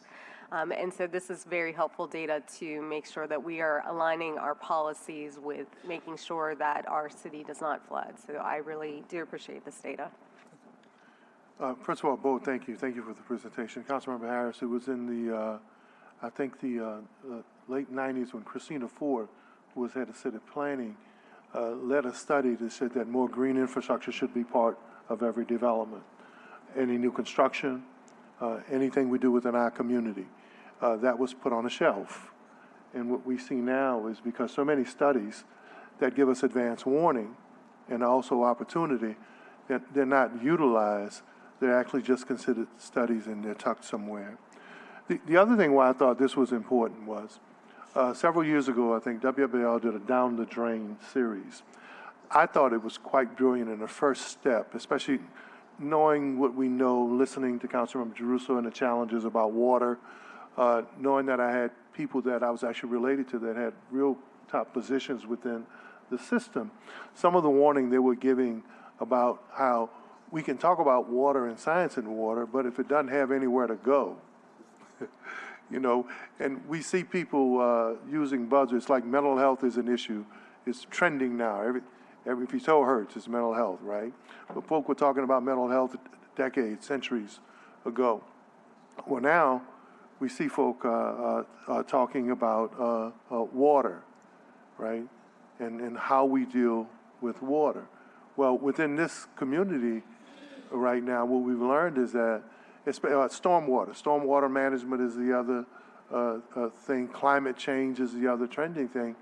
But you can have stormwater management, you can have systems that are set up, but if it can't flow through the system, Bo, where does it go? Stays right where it is. It stays right where it is. So, Councilman, there's never been an effort, other than, even from some of our best and brightest, even much of the press, to look at, okay, what does it mean to have a system where the water flows, where it's passable? So also I want to give a shout out to Jessica Dandridge with the Water Collaborative. So my question to you is but what type of relationship, I mean, you guys consult in Tokyo, all around the world, you're working on coastal where water goes. What kind of relationship do you have with our Sewage and Water Board, our Public Works here in terms of what you guys have studied, what you understand about our system? Yeah, so, we have been in close contact with the Sewage and Water Board and the city for many years now on this. And I'm the Water Institute, we work for the state of Louisiana, the United States Army Corps of Engineers, several federal agencies, states and cities around the country. But this is home, right? And so I would say that regardless of any formal relationship, our efforts and our resources are today and have always been made available to the folks at the Sewage and Water Board and the city. We've been working very closely with them. We have shared all of this research. We've also, and I want to be clear that although a lot of the work that was done of this came from some brilliant folks on my team, some of the early ideas for this work came out of the Sewage and Water Board, right? This was members of the Sewage and Water Board staff who said, we really need to look at this. We really need to apply this type of framework. So, right now we don't have any formal relationships, but we are working on that with various parts of the city and the state. But again, I would argue that from our standpoint, the most important thing is that we're able to help when wherever and however is needed. And just like was done on this research, right? This was not this was not taxpayer funded work, right? This was work that we went to, we knew there was a need for it in talking with Sewage and Water Board in the city. And we went out to the private sector and asked Shell to fund this because they have significant assets here. So that's one of the areas that we're trying to explore is, are there ways to have a true public-private partnership around these efforts so that it's not just on the back of the taxpayers to fund all this? Mr. Nelson, one of the things that was mentioned in your presentation of the hot spots, I think you mentioned historically, in this, if you're from New Orleans, you knew it was going to flood in Broadmoor, parts of Lakeview. You knew there were certain communities out in New Orleans East that didn't have the infrastructure out in Old Gentilly Road, back of Grand Road. You knew if it rained, there was going to be standing water there. But the reason this was so concerning to me, and I think those of us who sit up here, is that we see areas that have not historically flooded now, where you see standing water, right? Parts of Mid-City, parts of Gentilly, parts of newer communities, planned communities, where you would think that the drainage system is there. So when that happens, do we know why?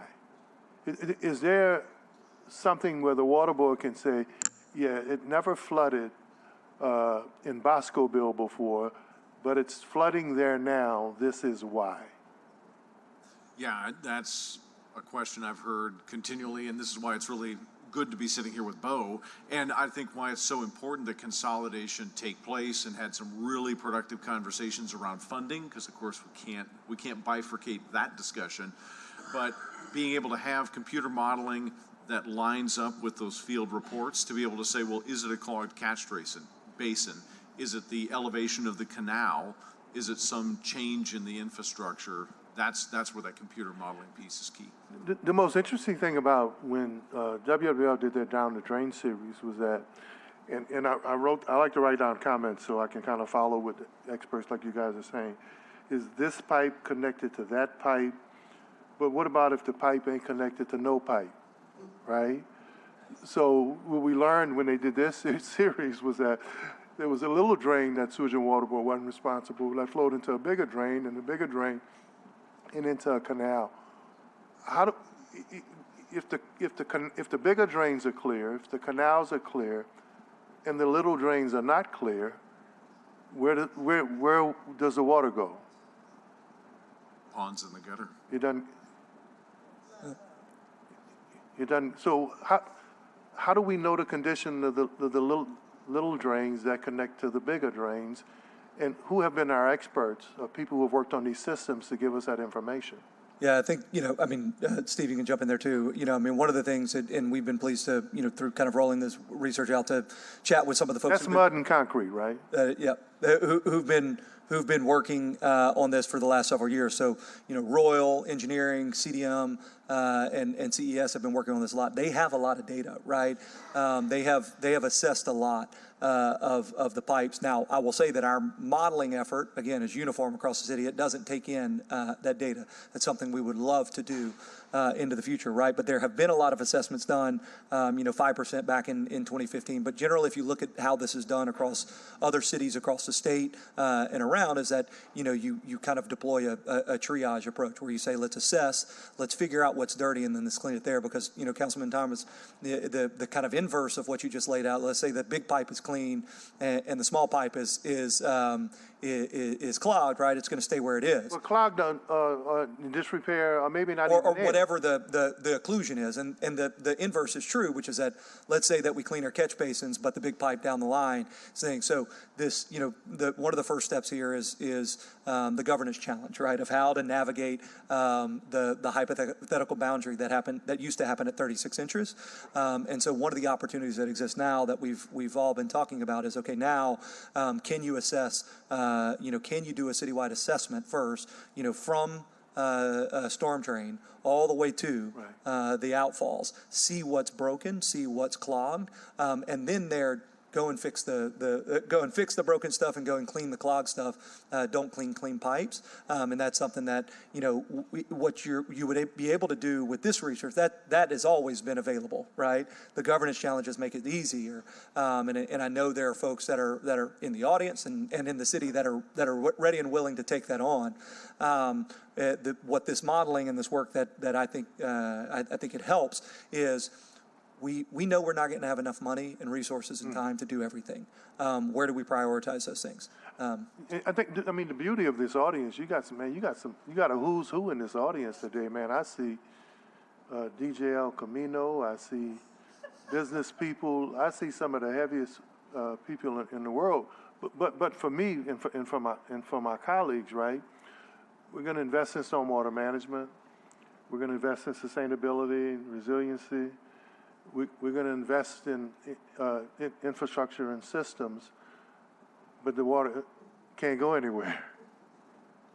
So we'll make all of these investments, right? And I'll follow you said, but that the pipe that's connected to the pipe that's connected to the other pipe isn't connected, right? So we're going to make and people are pushing us to make all of these multi-million-dollar investments on this end for new technology and new trends, but the water can't drain. You can't go down the drain. So, in conclusion, Councilmember Harris. Well, you talked about the heavy hitters here, and I see DPW Director Hathaway, I see Joe Threat here, and, Steve, you and I know that after the Camp Street project wrapped up, there was concrete that some of our contractors poured down the drain, which then caused flooding, which then had to be broken up by the contractor. And I'm not just pointing out the contractors, but I'm pointing out this fact to everybody who interacts with drains, because we get reports of people who are throwing grease down drains, or private companies who are throwing cement down drains, or other things that really clog the drains. And so in addition to the investment that we make in the physical structure, I think we need an educational campaign so that people understand that every bead that they throw down, every tree limb that they throw down, every contractor who throws concrete down these drains is really putting the city in danger. And so I think as we talk about investing in things, I think education is always a priority, and we always need to make sure that people understand that their actions impact the entire city. Councilmember Giarrusso. Yeah, I guess, first of all, thank you all for being here. We appreciate it. First is, I think to Councilmember Harris's point, when there's a crime emergency, we throw resources at that. Right. When we know kids aren't working enough during the summer, we throw resources at that. It should not be revolutionary, to use your word, Bo, to say we got to clean catch basins and linear pipe on a regular basis. We just got to treat that as part of our public safety and public health program, period. That's the operation and maintenance part. The number two, I guess, Bo, is, all right, so I feel like we've all sort of talked about this. Is capital improvements green infrastructure? Is it converting the pumps from 25 hertz to 60 hertz? Is it the old studies that we have that shows that we don't have enough pumping capacity at most places? Is it making sure that pipes in certain places are bigger because we know? Is it the culverts aren't big enough? And then this is like a thing that is in my craw, I guess, as a legislator, is we don't have enough money. We're not going to have enough money ourselves to do this thing, but how we take city bond money and put state money on top of it and put federal funds on top of that And then you got a stack of things where, again, you're not going to solve it all overnight, but you're taking these different pots and adding them all up to try and get to the place where you want to be. Councilman Druso, I mean, I guess the answer is yes, but one of the things that just to kind of zoom back down to what I think, right, in my simple framing of it, what I think some of the research that was done here actually helps do, right?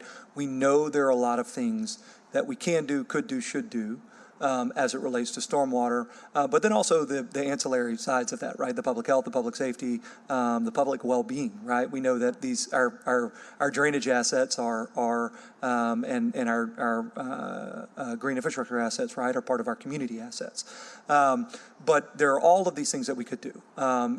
Zooming back down to the work that our team was privileged to work on. If you can find a way to invest to reduce rainfall over the next 50 years, by all means, right? That's going to be a tough one, though, here at the city level. Now, climate strategies, climate action planning, these are things that are investments to that end. But the two pieces, right, is ensuring that we reduce the pump inoperability, right? So the investments that Sewage and Water Board and state and federal entities can to ensure that we reduce pump inoperabilities. And the second thing is to make sure that the conveyance system from storm drain to outfall canal is as clean as possible. Those are in terms of actual flood depths and the damages associated with flood depths. From our study, those are where the resources could potentially have the biggest cost benefit. But can I just ask this, because you mentioned the rainfall before. So the city, through the council, has developed the Renewable Clean Portfolio Standard. We are going to integrate the West Power Complex, which is going to reduce CO2 gas by 6 million, 7 million gallons of CO2 per year. Like, let's say New Orleans is the leader in the Gulf South in trying to do these things. Mm-hmm. If we can't get the rest of the world to do it, how much can we really help? I mean, we're doing our part, but if other places aren't doing theirs, are we going to be stuck, or are there other strategies that we can be doing outside that will help with the rainfall potential? I mean, I've heard this before, but I want to make sure we're doing what we can, because the other things are more in our control. This one I want to see how we bring into it. Precisely the point I was making in that I'm not a climatologist, right? But obviously, climate impacts are all hands on deck. They are not just borne by the New Orleans City Council or the agencies here. But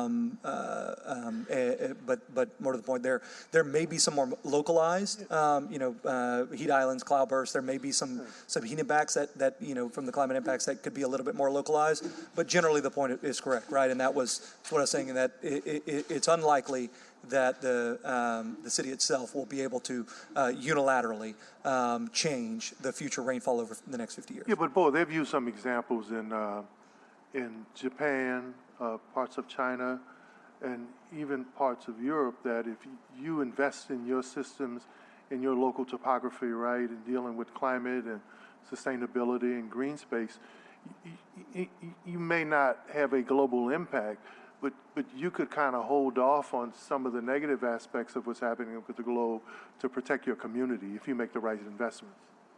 I think it's pretty well understood that making good stacked benefit investments that have multiple bottom lines, including climate in the city, is generally a good idea. Mr. Nelson, I know you guys have also, I know we have another presentation after this. Any comments from you guys before we close out?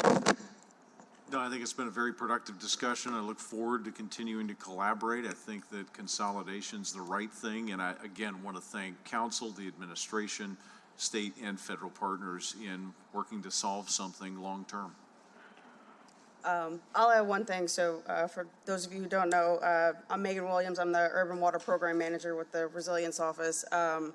And you guys mentioned earlier that it's kind of a who's who of who's in the audience, and I think that speaks volumes to where we are collaboratively to do a lot of this work, because there is no one right answer for this. The investments are deeply needed at multiple levels, and I think one of the things that's really important for all of us are there are multiple scales of implementation of how we can move forward in our stormwater management, from partnering with our community partners to doing block level, neighborhood level change, to our partners at Public Works, doing infrastructure changes, Sewage and Water Board, the Water Institute. There are a lot of things that need to be done simultaneously.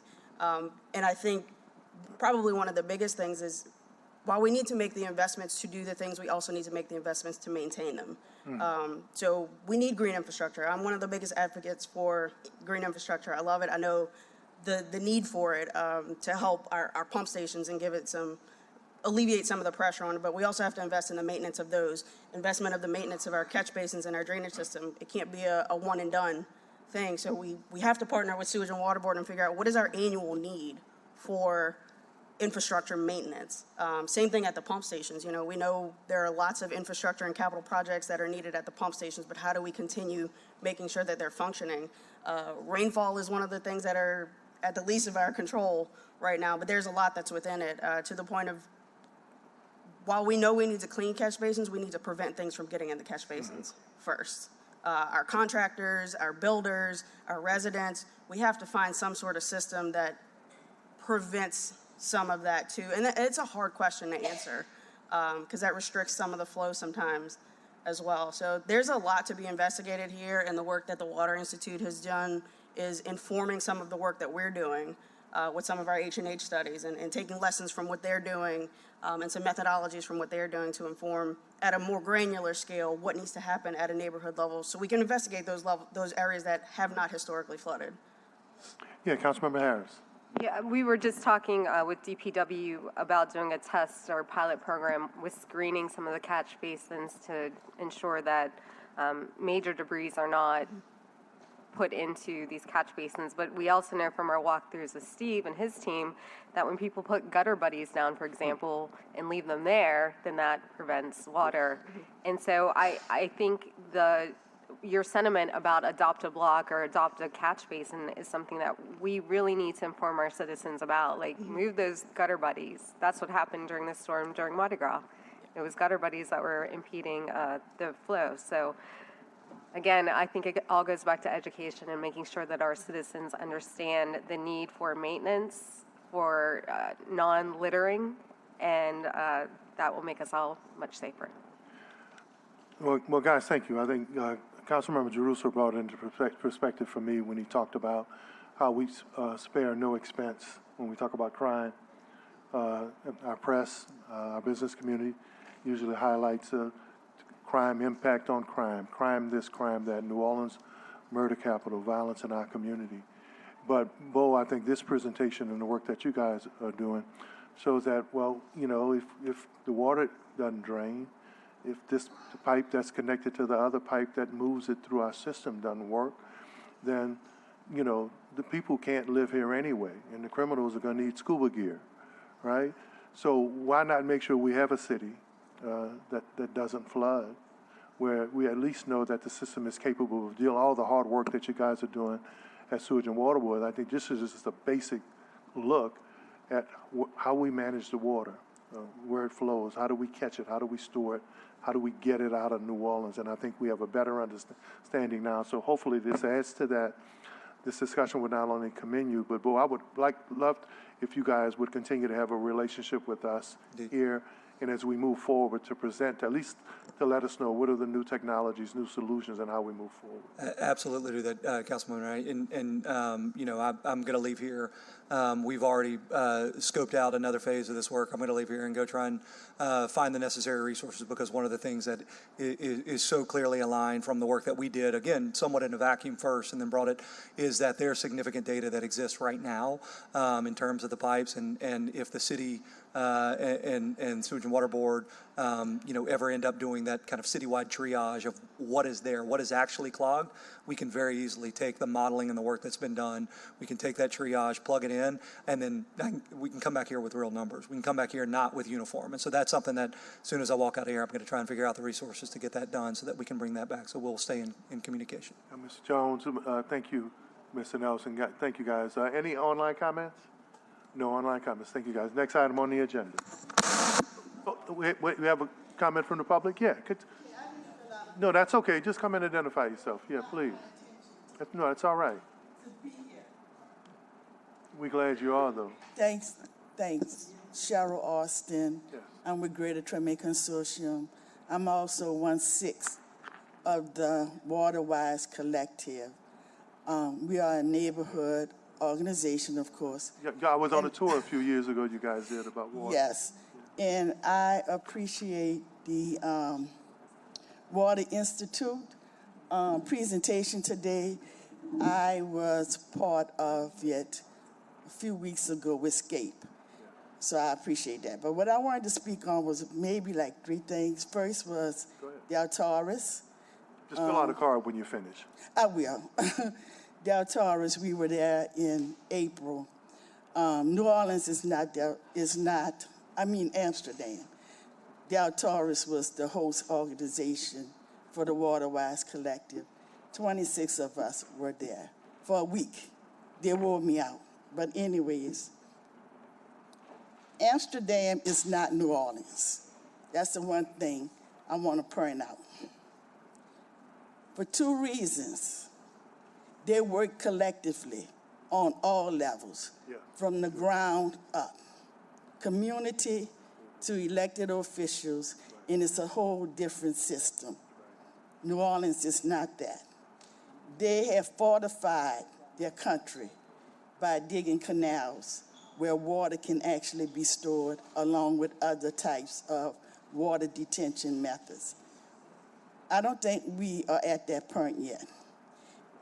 They also work in conjunction with their transportation system, with their green infrastructure, with how they actually live with water. We have a plan that we can implement if we are willing to actually do what needs to be done to live with water. And that's where we've been on the community level. I want to offer some financial support to what needs to be done in Treme as it relates to what the problem is with stormwater and flooding in Treme. We have secured through the Waterwise Collective funding that can actually help create the model so that we can finally find out what the cause is in that area. Now, whether it's connected to the pumping station 3 or a defined target area, these are things that we have been investigating on how to go about getting that done.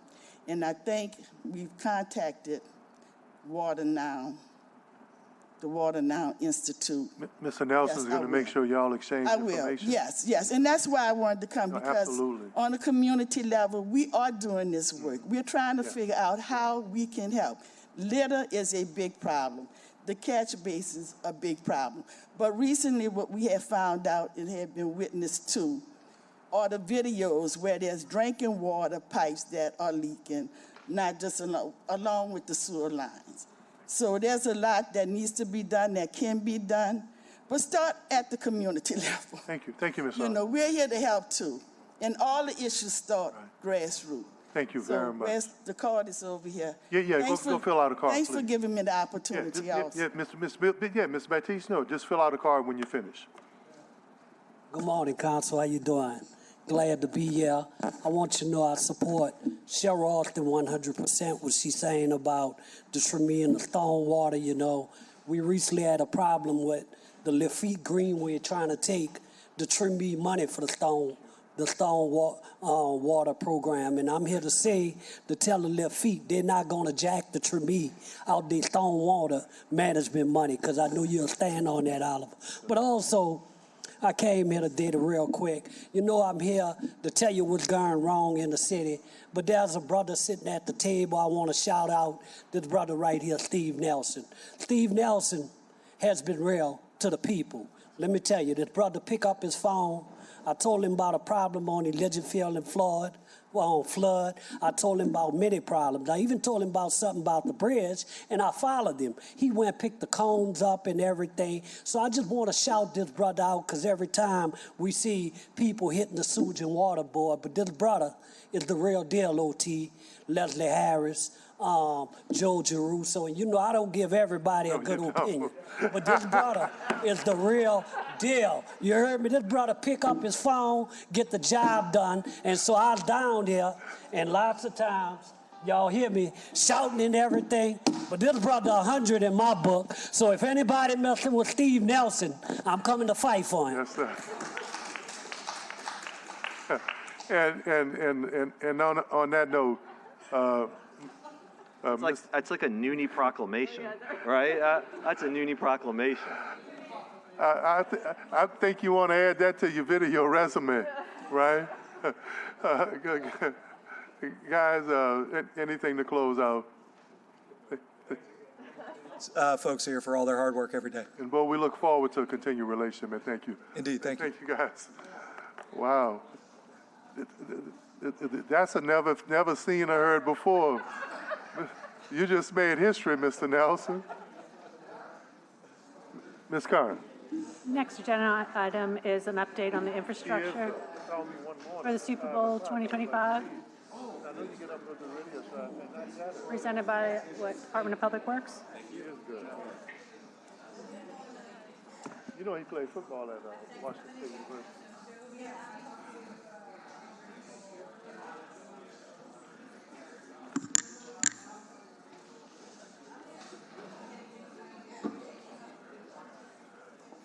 Wow, that was quite a presentation. Next item on the agenda, okay, we ready for it? This is the Super Bowl.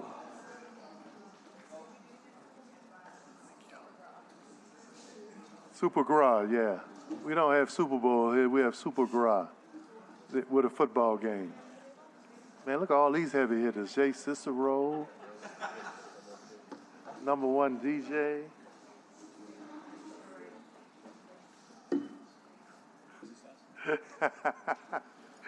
I'm gonna put it on my car.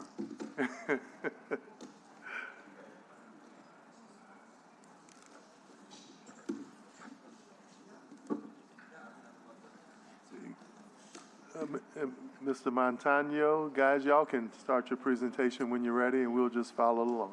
Great. Good afternoon, Mr. Chairman, members of the committee. Thank you for having us here today.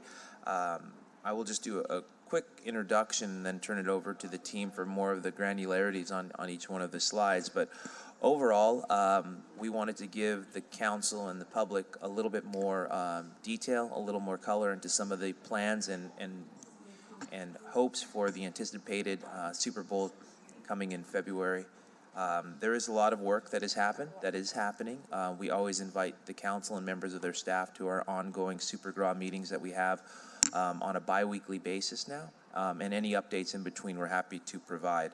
The biggest ticket that we're really trying to establish is coordination between all the separate entities. There's about 15 to 20 different entities involved in what we hope will be the most anticipated and successful Super Bowl in history, and making sure those entities are coordinated and that we're all going toward the same project. Obviously, there will be costs associated with this, and I'm happy to address any of those more specifically related to the conversations that we hope to have. And then lastly, I think most importantly, there is going to be a significant benefit, obviously, to the city. We are anticipating a well fought for revenue enhancement that we should be able to benefit from, but not to mention just the overall benefit that the city is going to have with the recognition. There is definitely a anticipation, and there is going to be a lot of construction, as we'll go into, that we've kind of hoped and anticipated for the summer of Super Bowl. Now, I don't want that to in any way concern others. Other work obviously is still going on within the city and must have and continue to go on throughout the city. We're not putting everything on the side and focusing on Super Bowl, and we hope that that intention or that visualization does not, overly anticipate that. There is other things that we will continue to move forward and always will, but there is a heightened focus on Super Bowl. We want most of our contracts to go through the summertime, and then hopefully by February we're ready to go. So with that, I'll turn it over to Joe Thread. I don't feel the need to introduce the table. I feel like everybody knows everybody here, so Joe can give us a little bit more of the details relative to the anticipated plans and programs we have, and I'll always qualify it with, we are remaining agile. We understand that there will be challenges, there'll be difficulties. We'll have to change where our lines and our paths are, but overall, we hope to have a plan that you'll be able to hear about right now. Hey, good morning, Councilmember Jerusalem, Councilmember Harris. I was tagged by the mayor to take over as the chair for the subcommittee for infrastructure for the city to get us ready for Super Bowl. So we're in the works. I think we're on our 10th. Every Wednesday at 9 o'clock, we have a update meeting with about 75 stakeholders throughout the city, representation from the governor's office, GNOE Sports Foundation, ASM, and now the NFL. Last week from the 3rd through the 5th, I think we had 200 to 300 NFL representatives here, committee members to coordinate with the state and the city to make those preparations on the platform for the Super Bowl. One thing we've done intentionally is we've moved forward some of our infrastructure work on key thoroughfares through the city, but it's not only downtown. We're working throughout the city, Haynes Boulevard by Wesley Barrel, from Press down Haynes to repair that Dowman Road. We're moving all throughout the city to make sure that we have a good picture, a good photo of what New Orleans can do. I reminded the NFL when they came in town that, hey, I just remind you when we start the game, Mardi Gras stands will be up. And whatever construction you do, we got to get it up because we're getting ready to roll for Mardi Gras. So we're going to have a lot of folks in time, a lot of coverage, worldwide coverage for this Super Bowl, and hopefully with the new platform of other than the random selections, I think that we're going to go. I think we can make an impression and get another game here in the near future. And with that, Scott Boyle's not here for DOTD, but we've been working closely with DOTD on the Crescent City connection lighting. You'll see some more of that in the slide deck. The city's contribution, we made an exchange to pick up General Myers in the long run. Councilmember King's not here, but he'll probably be happy about that. We'll bring it up to a good condition on that road, and then we'll be responsible for the maintenance. But I think the Crescent City connection, construction on the lighting program, that right-of-way should be clear in August. Work should be complete there, and the total project should be complete by December. Also working with Steve on some fencing of the interstates, those low-lying areas that have become a public safety factor for us with the encampment fires. And with that, we are working with them to move forward with CEAs to get that work done. So with that said, I'd like to turn it over to Jay Cicero. Well, before you turn it over, Councilmember Harris. Yeah, Mr. Threat, actually right after this meeting, we're going to have an update on homelessness issues. But I do know that we are trying to activate some of the spaces where the encampments have been cleared. We've cleared 3 encampments so far. We continue to do that. Is the state anteing up any money in order to do any beautification projects or fencing around where those encampments have been cleared? Yes. Where the encampments have been cleared, the state is putting up money for not only beautification, but graffiti and fencing. And that's the package that we're working the CEA with, picking up General Myers. We both have contributions. We've made our ride-arounds with Rick Hathaway, Department of Public Works, with Nate, Homeless Services, Department of Health, to show us those problem areas throughout the city where we need to really, not to remove, but fence where it's a hazard for us on those interstates. The worst thing we could have is have all these people in town for Mardi Gras and Super Bowl, and we lose the interstate with the traffic. And some of the traffic plans we've got that I've seen from the NFL, street closures, it's going to be it's going to be a miraculous, a heroic job by the PD to move traffic during that time. And I know we're talking about lighting the Crescent City connection. Thank you. I'm losing my train of thought. But we have spoken ad nauseum about adding additional lights to the underpass to deter people from encamping to Right. make it safer for people who are just traversing the city from, from the Superdome onto St. Charles, et cetera. Are we taking a look at that with Scott? We are. We've got, currently now Shannon Oldfield Blanks is working on pilot lighting projects. Okay. We've talked about under the interstate and in strategic areas of the city. Those pilots, probably 6 of them, will go and show us what they got to give us as far as from solar to, lighting that's under the interstate that's non-pilferable. I was just going to say. I know. But Shannon is working all those projects for us, and I think we've got some. I'd like to come and brief you on those. We've got some that's getting ready to hit the streets. Yeah, I mean, that's part of the problem with the lighting is that people still are trying to steal copper and then taking them to our salvage yards that are taking the copper illegally, and you and I are working on that as well. Right, and I've talked to other cities. They've got the same problem that we do right now. Mr. Thread, you mentioned General Meyer, and I got to interject here. I-10 doesn't run through General Meyer, it runs through New Orleans East. Right. Amtrak doesn't run through Algiers, it runs through New Orleans East. If you're going to enter the city, if you're coming from Jacksonville to get into the city through I-10, you're going to come through New Orleans East. What efforts are we going to extend north, south, west, and east to make sure that it's connected in terms of beautification and access and hospitality for that entranceway? And like I say, thanks for that question, Councilmember Thomas. With that said, we're looking at the whole city as holistically.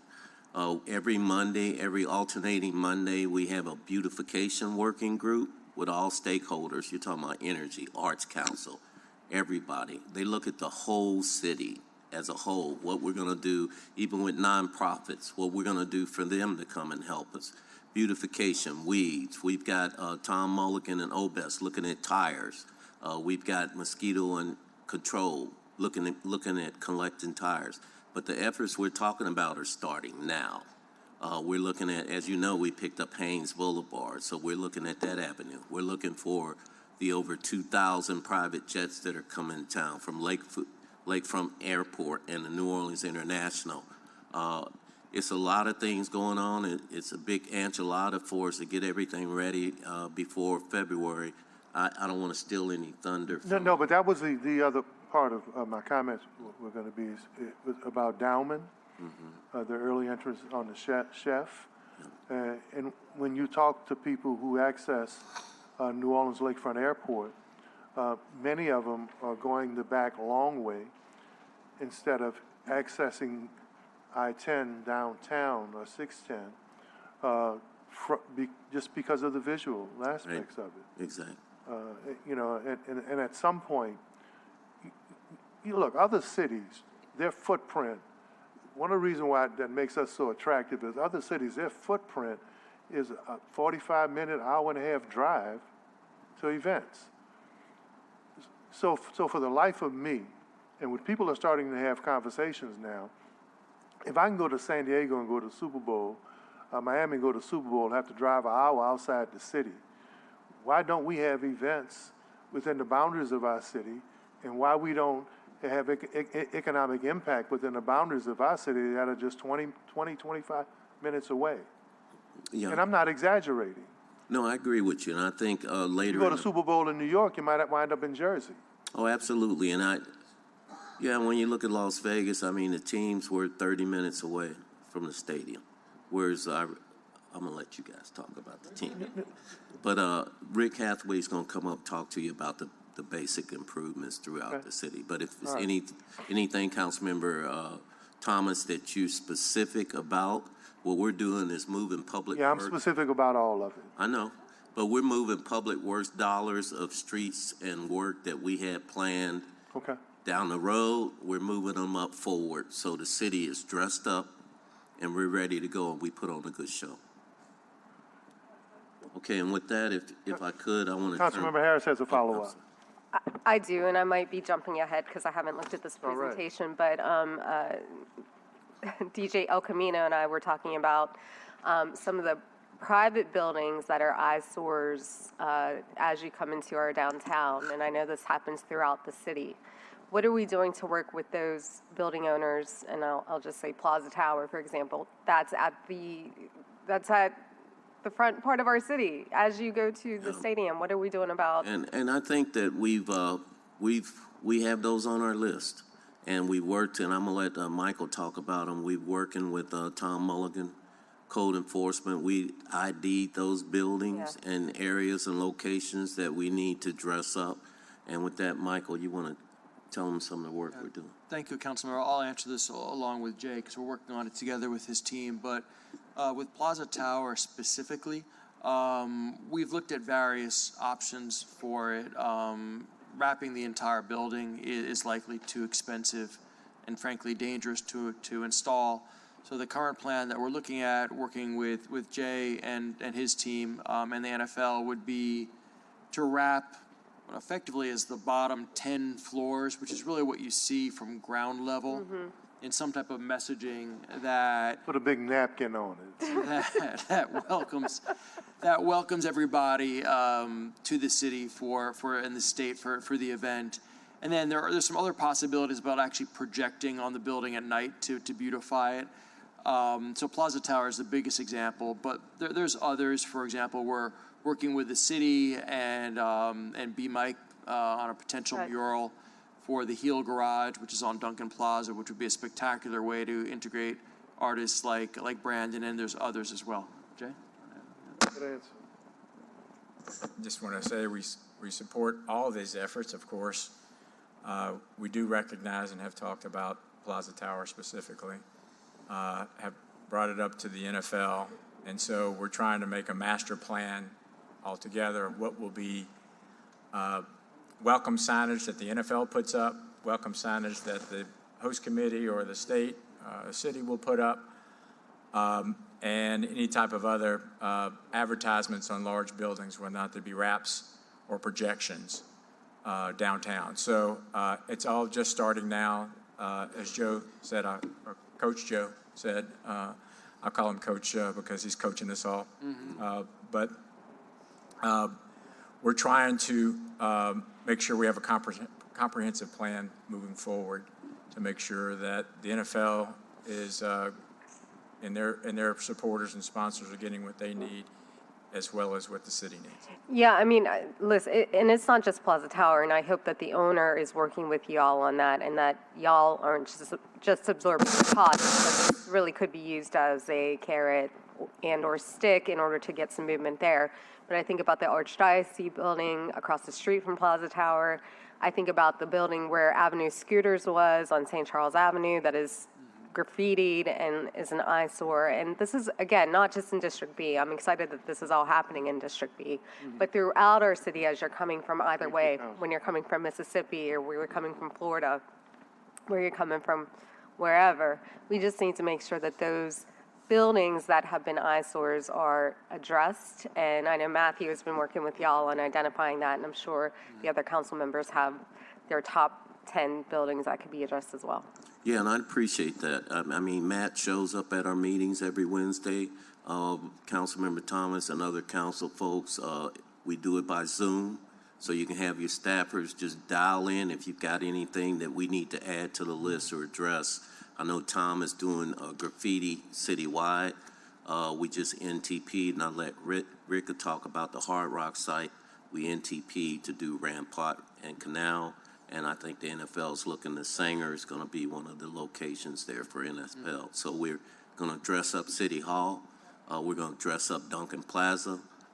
We're working all over the city to, this is our last bang for our buck. We're going to get the City Hall sign fixed? Yes, ma'am. Yes. They're working on contracts for that right now. We're going to do the hut at Duncan Plaza because we don't know what co-partner in NFL wants to broadcast or have events there. So we're going to make sure that we represent for the administration and the state and all. And with that, I'd like to just keep moving. Michael, do you have anything else for us? We'll just move through the break. So as you can see, this is the planning and execution that we've been doing. March of 2018, we really kicked off our meetings and started getting together, and I'm really motivated because we've got energy. We've got all the utility companies. We've got all our departments, city administration department. J.T. Hannon, I think, is here, is representing the governor's office.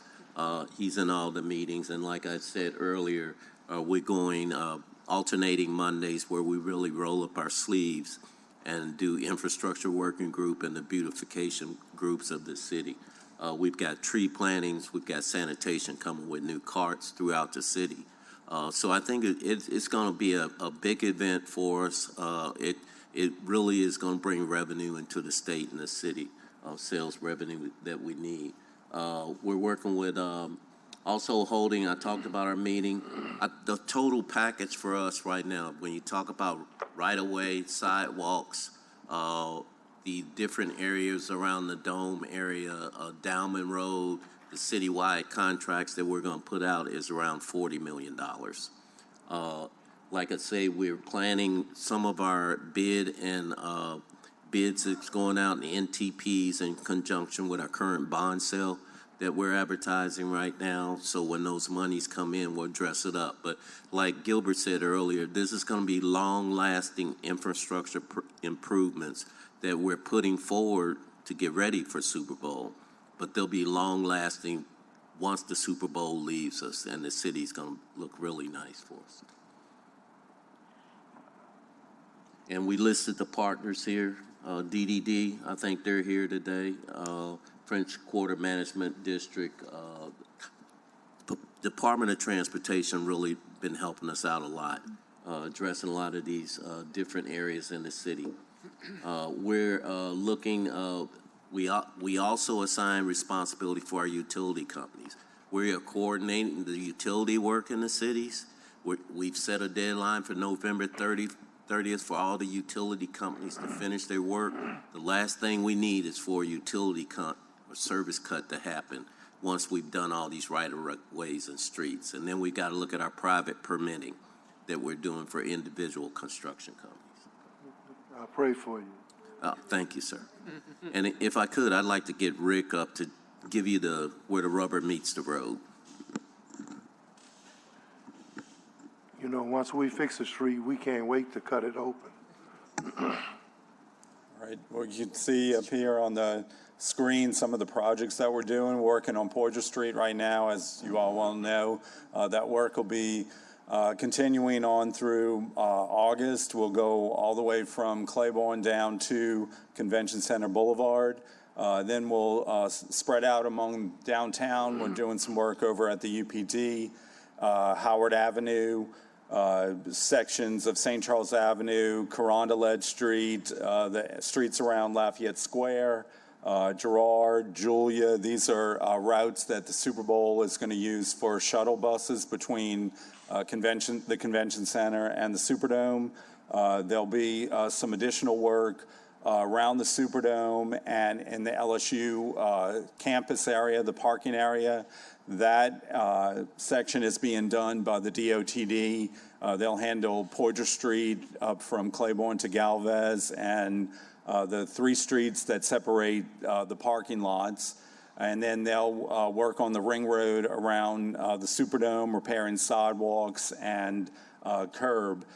In addition to all the work that I've just spoken about, we have 4 contracts that are out right now. We received bids last week. It was geared towards DBEs and small companies. There'll be 2 contracts for concrete sidewalks and driveways and 2 contracts for specialty sidewalks and driveways. These will be focused right now in the CBD and in the French Quarter and the Bywater, but we'll be able to use those citywide. We were able to do that through an informal bid process, and it also allows for a 1-year renewal. So we'll be able to double that amount for each of those companies while keeping their bonding capacity at a low level where they can afford it. So we're working to get those contracts awarded and back to each of those vendors. The hotel collapse site, the NTP was issued for last Monday. Work is beginning this week. They'll start working on North Rampart between Canal and Iberville with some of the utility work, and they'll start replacing the water line on Iberville between Rampart and Burgundy. The work will continue on those two segments, plus then they'll enter Canal Street, the area closest to North Rampart, that half of the block, and then eventually finish with the surface work and overlay of Burgundy. The contractor has committed to have all of this work done before Christmas, so it won't affect the Super Bowl or Mardi Gras next year. And then we've completed some work on the 100 block of Carondelet. This is in conjunction with the Downtown Development District. They want to clean up that area, as well as the 100 block of Bourbon Street as the entrance to the French Quarter. They'll be working with the property owners to do a better job of securing the trash cans that are in the street and corralling them. We're handling the sidewalk work and the street surface work. And then this is a list of the streets that'll be included. We're working with our existing right-of-way contractor right now on Poydras Street. We're finalizing a bid package for Downman and Haynes right now. It should go to purchasing either today or tomorrow. We'll follow up with a asphalt paving contract for the CBD, and then another one for the French Quarter, the Marigny, and Bywater.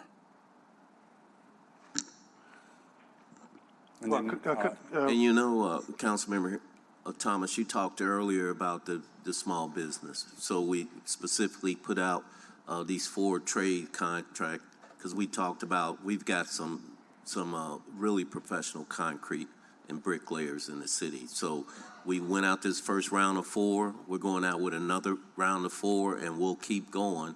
I meet every concrete worker I can in the city and tell them about these opportunities. And I appreciate if y'all can broadcast that for us also so we can keep folks working in the city. Then we have our mandate, 35% mandate on the major contracts that's going on too. Councilmember Harris.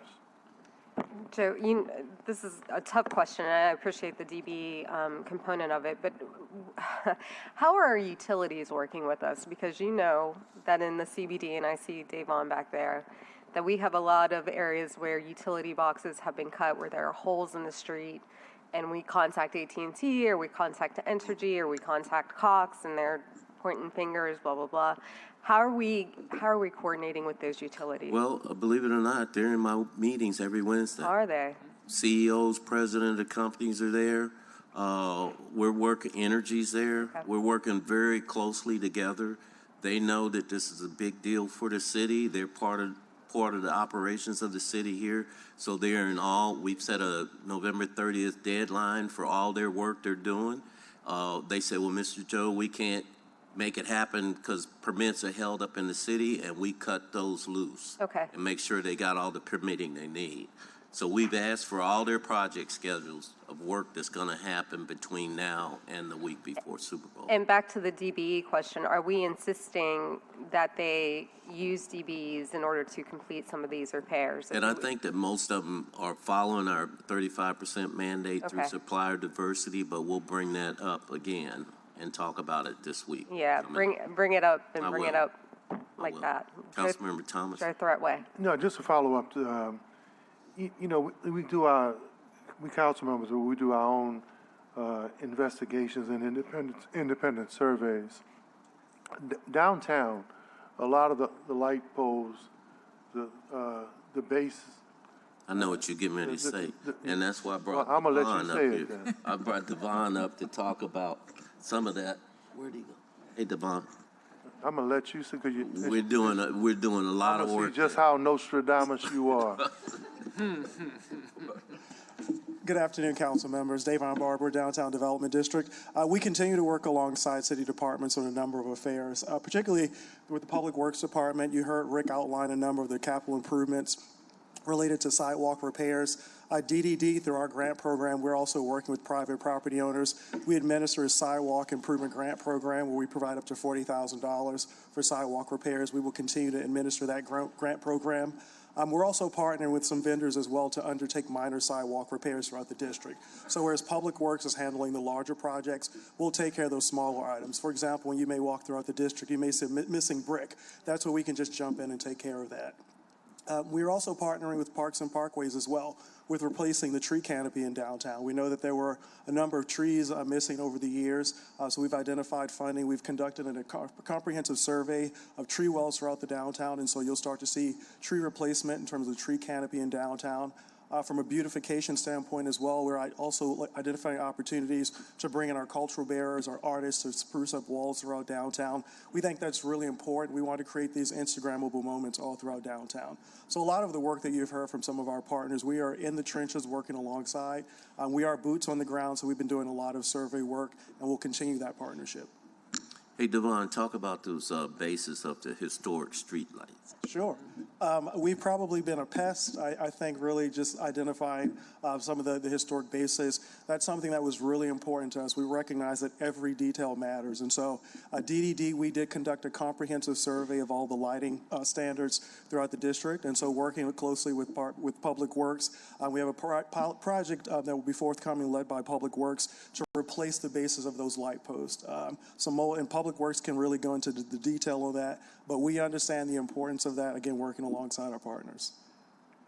I guess I need to ask you questions about the future then, Joe Thread, because I was going to talk about both sidewalk as well as those light standards and how, you know, I walked around that area and the caps were removed and the wire was pulled out. How are we going to protect them?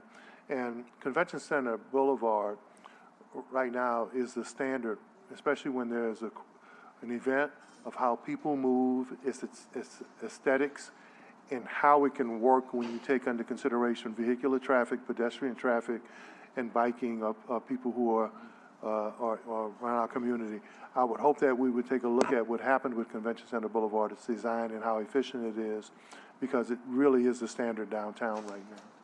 Yeah, and I think it's important, Councilmember Thomas and Councilmember Harris, that we stay locked tight in communication, because when those traffic plans come out and the walking plans and the street closures and everything else, we need to really pay attention to it, because I think that one thing that's always in my mind is people always come and visit New Orleans and they come back, and I think the biggest impression for us is people when they come back and say, oh man, those streets was all tore up, or those historic street cabinets were were gone or destroyed, and all this stuff's been replaced. And I think that's the focus that we need to have. But I think I invite your council folks to show up to those meetings or join our Zoom, so you can either, you know, submit your thoughts and your concerns, or so we can get them on the list, a project.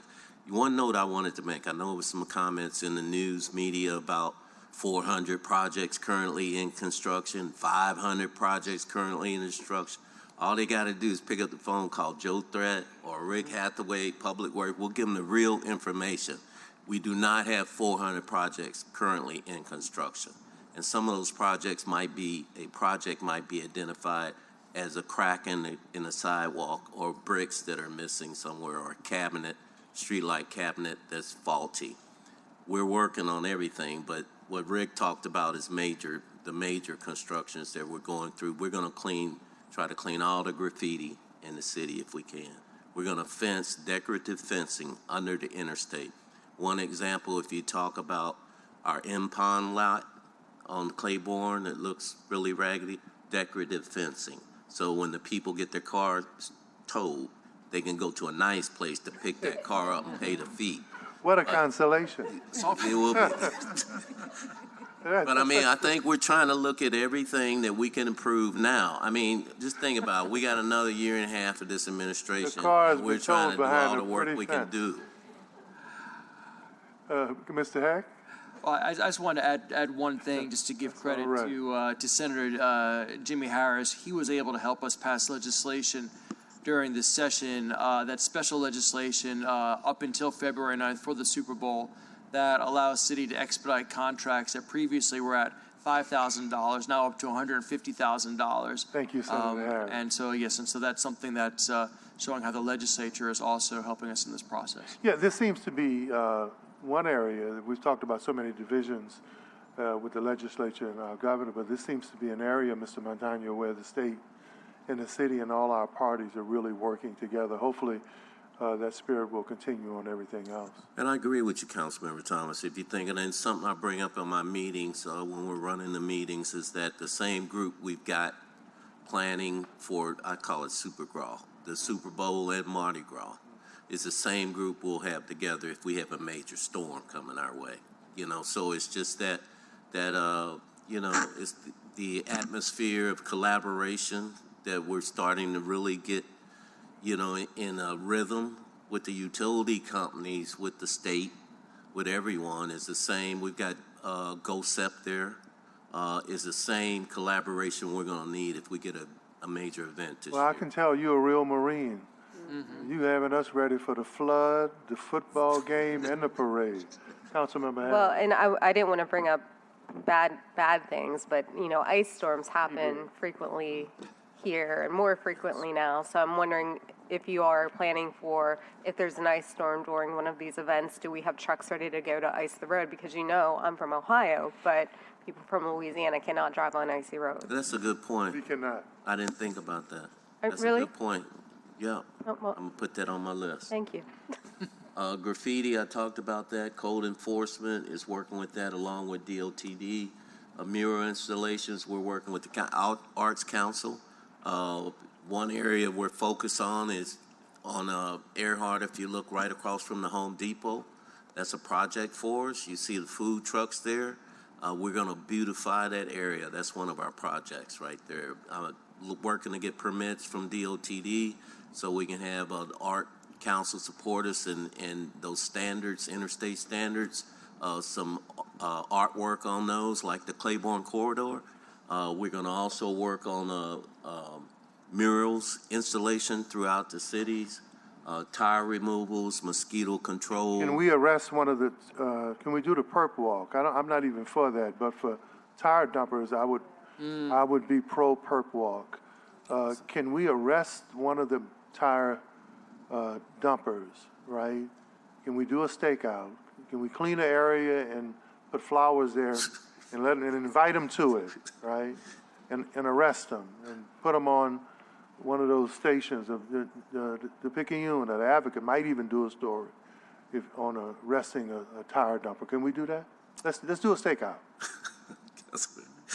I want to talk to you some more about some ideas. We talked about ideas about tires. Yeah. And I think we're going to make a major move on tire removal and maybe put some plans in if we can put a bounty on tires or something in the future to make them worth something where everybody wants to pick up a tire and bring it somewhere. I think that's probably a plan. Well, there's actually something to that, you know, Joe, because one of the companies that's moving into St. John, the Baptist Parish, is a company that's going to be, it's an Irish company that's going to be recycling used tires to make aviation fuel.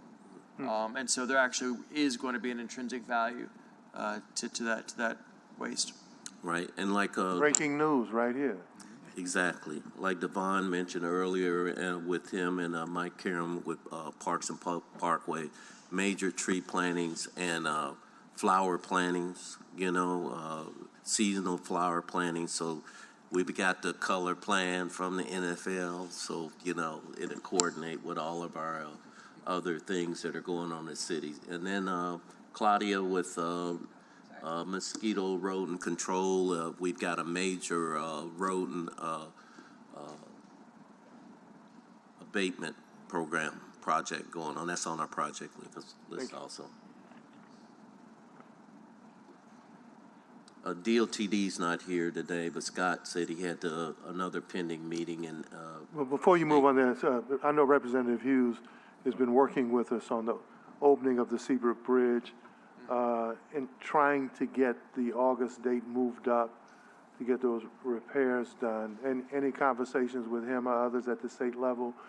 Just in our meetings, Scott Boyle with DOTD kind of gave us the tentative guarantee that by the end of the year, that bridge would be open. Okay, thank you. I think we talked about No, everything. well, they said end of the year. They said August is what they. August. I think that the latest we heard from Scott was September, so, but I'll follow up with Scott. And Please. Representative Hughes, you said? Yes. Let me follow up with Jason, because that's just so, to your earlier point, council member, about how people come from the airport downtown to be able to go down Elysian Fields or go down Wisner along the lakefront is spectacular, and so we need to have that as an option. Thank you, thank you, thank you. Yeah, next slide.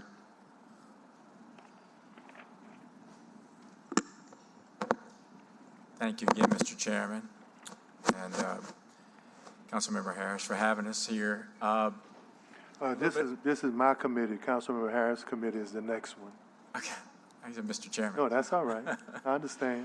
I want to give you an overview of what the host committee is, just so you, and look, again, we appreciate what the city and the state are doing here. It's really amazing the power of Super Bowl and how it brings people together, and hopefully it'll be some lasting pieces to this where people are working together more often, which is great. So I'm the president and CEO of the Greater New Orleans Sports Foundation. We've been around since 1988. We also have created a separate organization called the New Orleans Super Bowl 59 Host Committee. It's led by the Sports Foundation and New Orleans Saints, and is chaired by Entergy's Marcus Brown.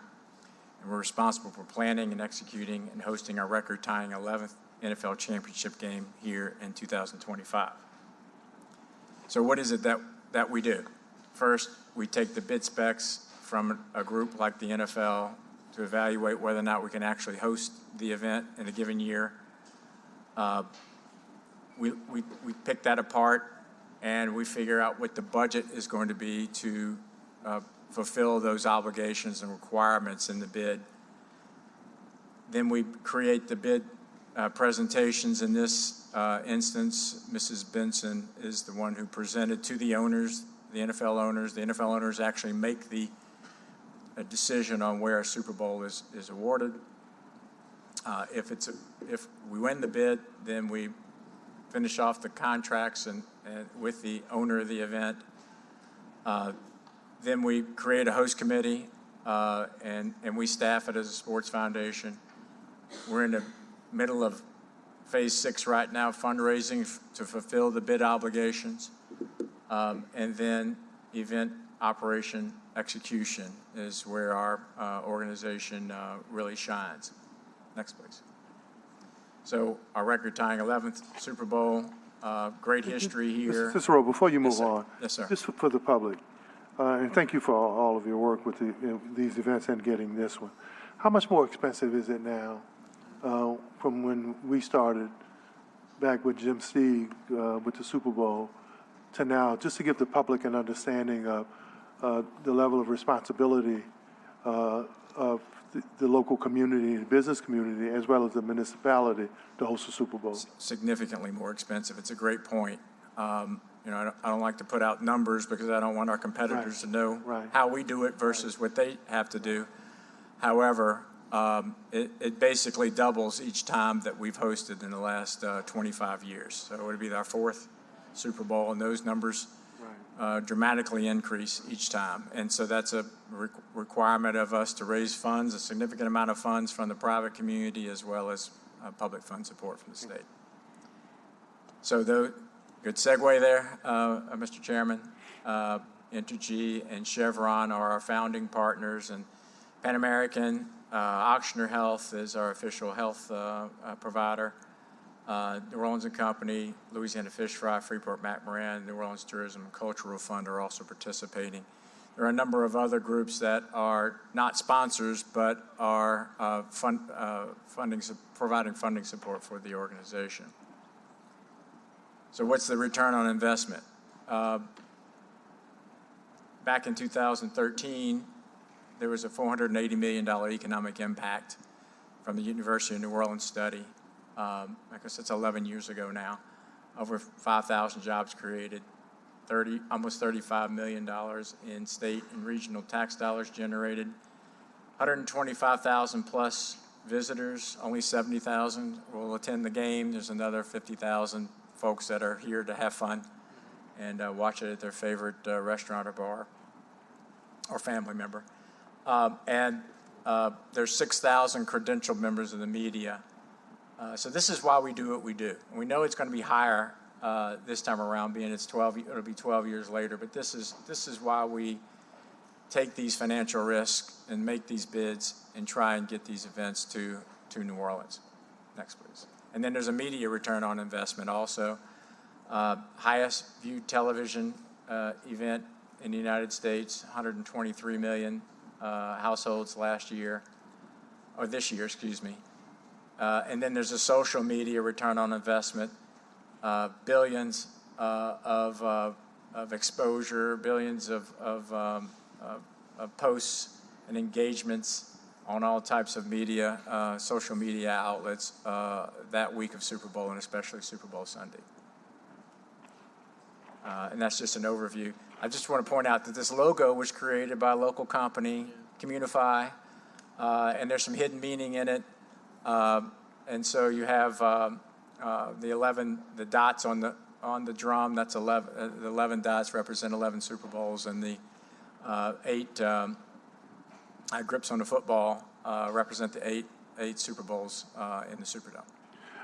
Jay, before we move on to Ing, how important was it, especially I think sometimes people can underestimate the longevity and institutional knowledge, right? And for folk who are not aware of how competitive it was to get the one that we're getting next year, it wasn't a sure thing. How important was it for you and your team, especially given the work you had done in the past, given the level of adversity and competition you had this time? You may want to talk about how that's important and going to be important moving forward. It's a great question. It's extremely important that we remain competitive because we were awarded this event in 2018. Since 2018, Los Angeles has opened up their new stadium and hosted a Super Bowl and been awarded a second one. Las Vegas has opened up a new stadium. They hosted their first one this year. They're going to be competitors for many years to come. Nashville is building a new stadium, a new roof with a roof on it. It's supposed to open in 2027. Chicago's talking about building a new stadium with a roof on it.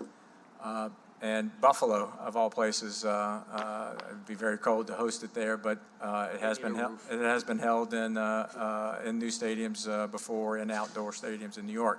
So the competition is more fierce than ever. And for us to remain competitive, it takes efforts like you see here at this table and is happening in the city and the state right now, from the governor on down, to make sure that we are keeping the expenses as low as we possibly can to be able to raise the money necessary to fulfill all the obligations in the bid, but also deliver something that's better than other cities can deliver. And I think that because of the work that this group is doing, is really going to show that. Thank you. And I think, Councilmember Thomas, I got a note here from Shannon Blanks that says DPW has approved the fabrication and installation of bases on Canal Street for the street lights, $500,000 for 50 bases. So we're moving forward with that work on Canal Street. Also, when it comes to small business, the NFL, I think they took 8,800 local entrepreneurs from the city to actually work at their different venues, and they down selected to how many? 200 of those vendors will participate. I'm going to correct Joe. It wasn't 8,800. Yeah, 8,800. That's a big number. Yeah. I wish we had 8,800. That's almost 9,000. It was around 1,400 Yeah. that was narrowed down, and they had a session last week while the NFL was in town of how to do business with the league for those folks that were and those groups that were chosen. Okay. Next slide. So here are our goals. Prepare New Orleans for, that's it? That's for Michael. That's one team. Go on, Mike. Thank you, Coach. Mr. Chairman, thank you. I just want to start out by saying that what's so encouraging about this event is not just what we're going to be able to do for the city now and for the future, but the level of partnership that we have seen and the level of simple goodwill is really encouraging at every level, and I can say in full honesty, without exception. And so that's why I'm so pleased about the direction we're going in. The goals, as Joe was saying, are threefold. We want to prepare New Orleans for Super Bowl 59, as Jay said, record-tying number of Super Bowls, but then more importantly, make improvements that will benefit residents for years. One of the interesting things that we noticed when we were doing the drive around with Joe and his team is we were pointing out things that needed to be improved for the Super Bowl, and some of them were improvements that had been made 40 years ago for the World's Fair. So it kind of was a reminder that you can make these improvements today and they'll benefit for decades in the future. And then finally, with an eye to our record-breaking 12th Super Bowl that we hope to get, demonstrate that Louisiana and New Orleans are uniquely great at hosting events. The next slide is just nice to see because it's indicative of how many different entities and partners are honored. There's over 30 here, and there are many more that are not involved, public sector, private sector, truly a team effort across the state. One thing I'd like to say about Gianna Rink's role and my role in this event, I think the simplest way to say it is that my job is to help the experts like Joe and Jay and their teams do their jobs better.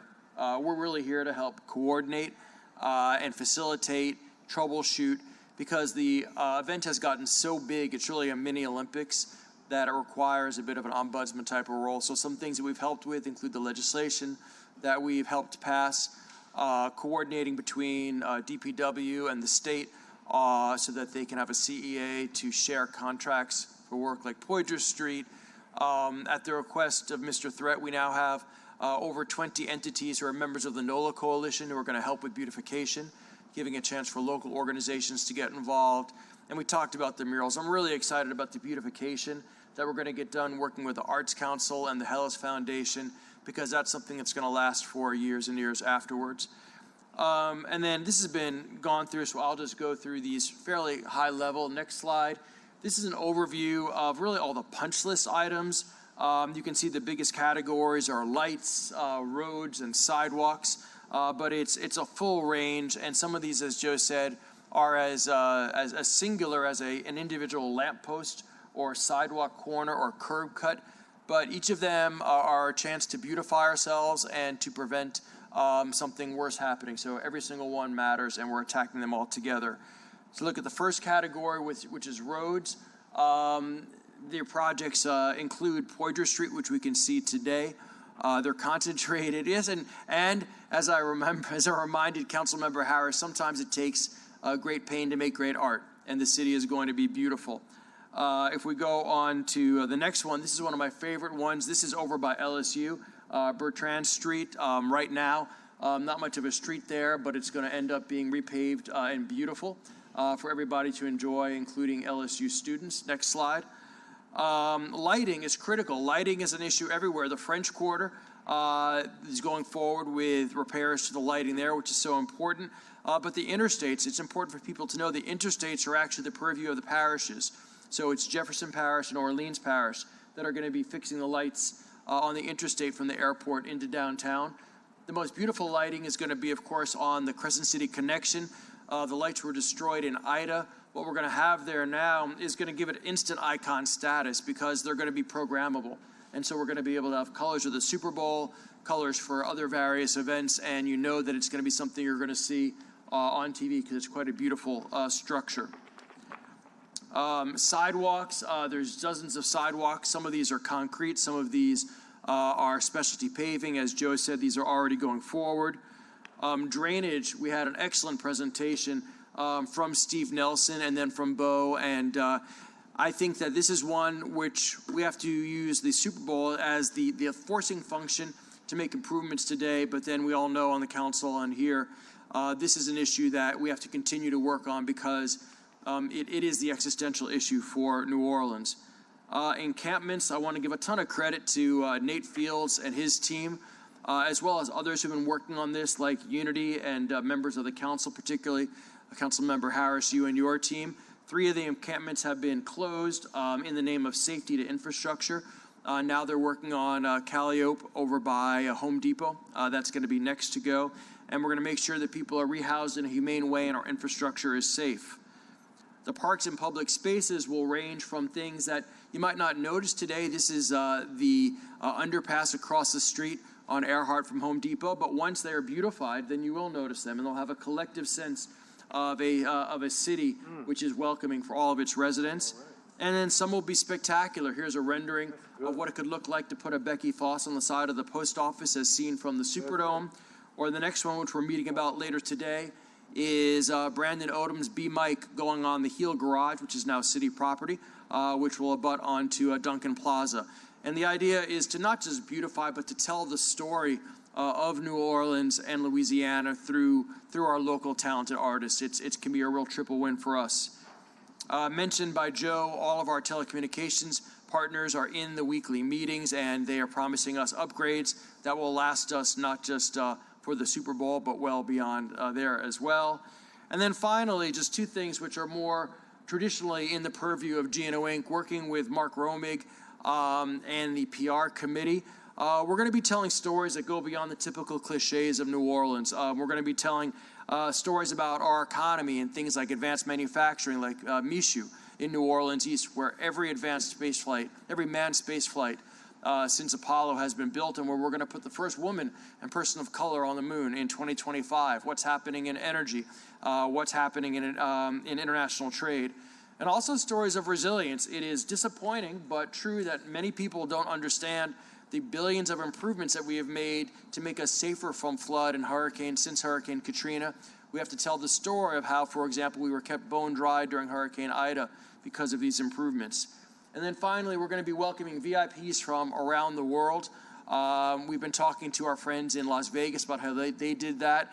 But basically, the Super Bowl is economic development on steroids. It's an unprecedented opportunity to take people who are considering locating in New Orleans and in the region and show them the very best in terms of our hospitality, our competence, and to close the deal. So working with the city at Gallier Hall, working with the state from the convention center and other places nearby, we're going to make this an economic development event like we've never seen before. So overall, I just want to compliment all the teams at the city, at the state, at the council level. It's a level of cooperation and competency that I think rivals anything you could see in the world, and I'm just humbled to be a part of it. Councilmember Harris? Good job. Thank you. Okay, thank you. Don't forget to join our Zooms. It's No, important. well, We want to get your input. Well, first, before you close out,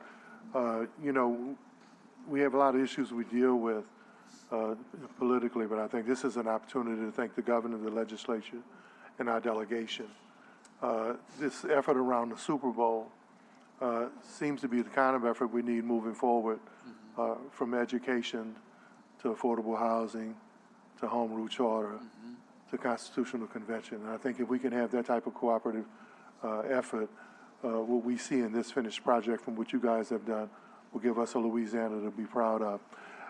For you, Mr. Montano, as the CEO, as I look at the economic projections that Jay shared from 2013, I know there'll probably be double that, potentially, if not more.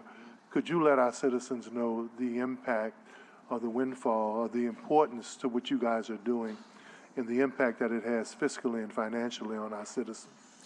Absolutely. Thank you for the question, Mr. Chair, members of the committee.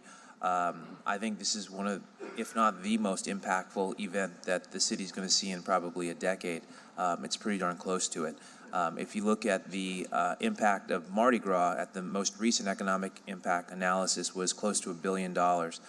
Super Bowl is not one day. The events spread out almost 8 different days, probably 400 different activities associated with that. So I would mirror that to be very close, if not more, to our Mardi Gras economic impact analysis. So although the 2013 study said $500 million, I would match it very close to, if not double, that amount, which means direct revenue both to the city, the state, but most importantly to the individuals within the New Orleans business community, as well as operating as construction, doing trades.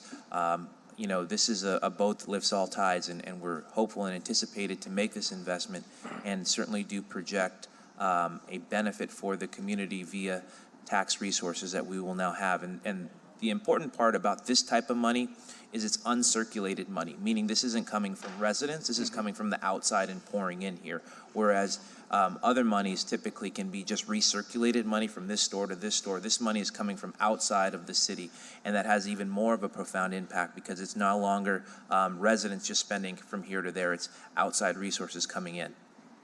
And my last 2 questions are for Jay. You're the veteran. You've walked down this road so many times. Opportunities in the future to get the Super Bowl again.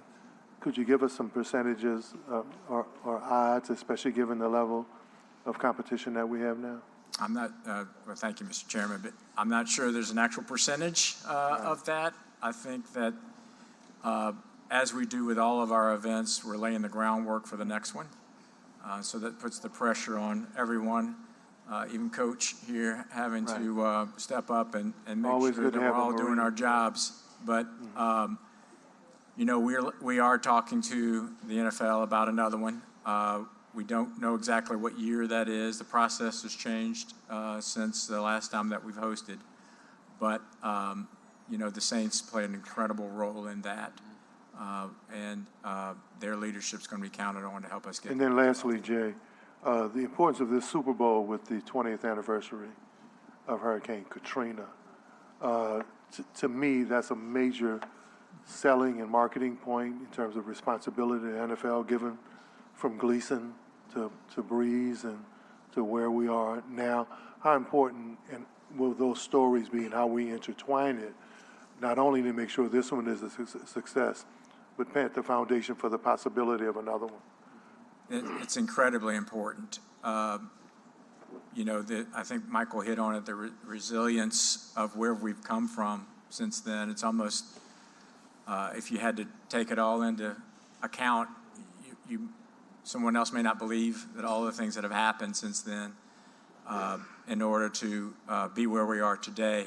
However, we've had a media and PR committee in place for over a year now, with the understanding that their mission is to make sure that the media understands not only the cultural aspects of New Orleans that are so important to all of us, but all the great things that are happening here and where we've come in 20 years. And so, that has been a major part of the discussion on the effort with the media. That's 6,000 members of the media, credentialed members of the media that come here are a very important aspect of what we're trying to accomplish. And we realize the value of that, of them being here for 8 days, and to be able to hopefully write all the good things that are happening in our city. Well, I just think potentially it's a marketing bonanza, especially if we can get our local press and our reporters and local media involved in how we package this story. It may be a while before we get another Super Bowl, but they could actually set a foundation for the future of the city for travel and economic development, tourism. So as someone who likes history and likes to write about messaging, I just think it's a perfect opportunity right now where the stars kind of lined up with Super Bowl, Katrina anniversary, resilience, sustainability, future. So at the 50th anniversary of the Superdome. And the 50th anniversary of the Superdome. Thank you.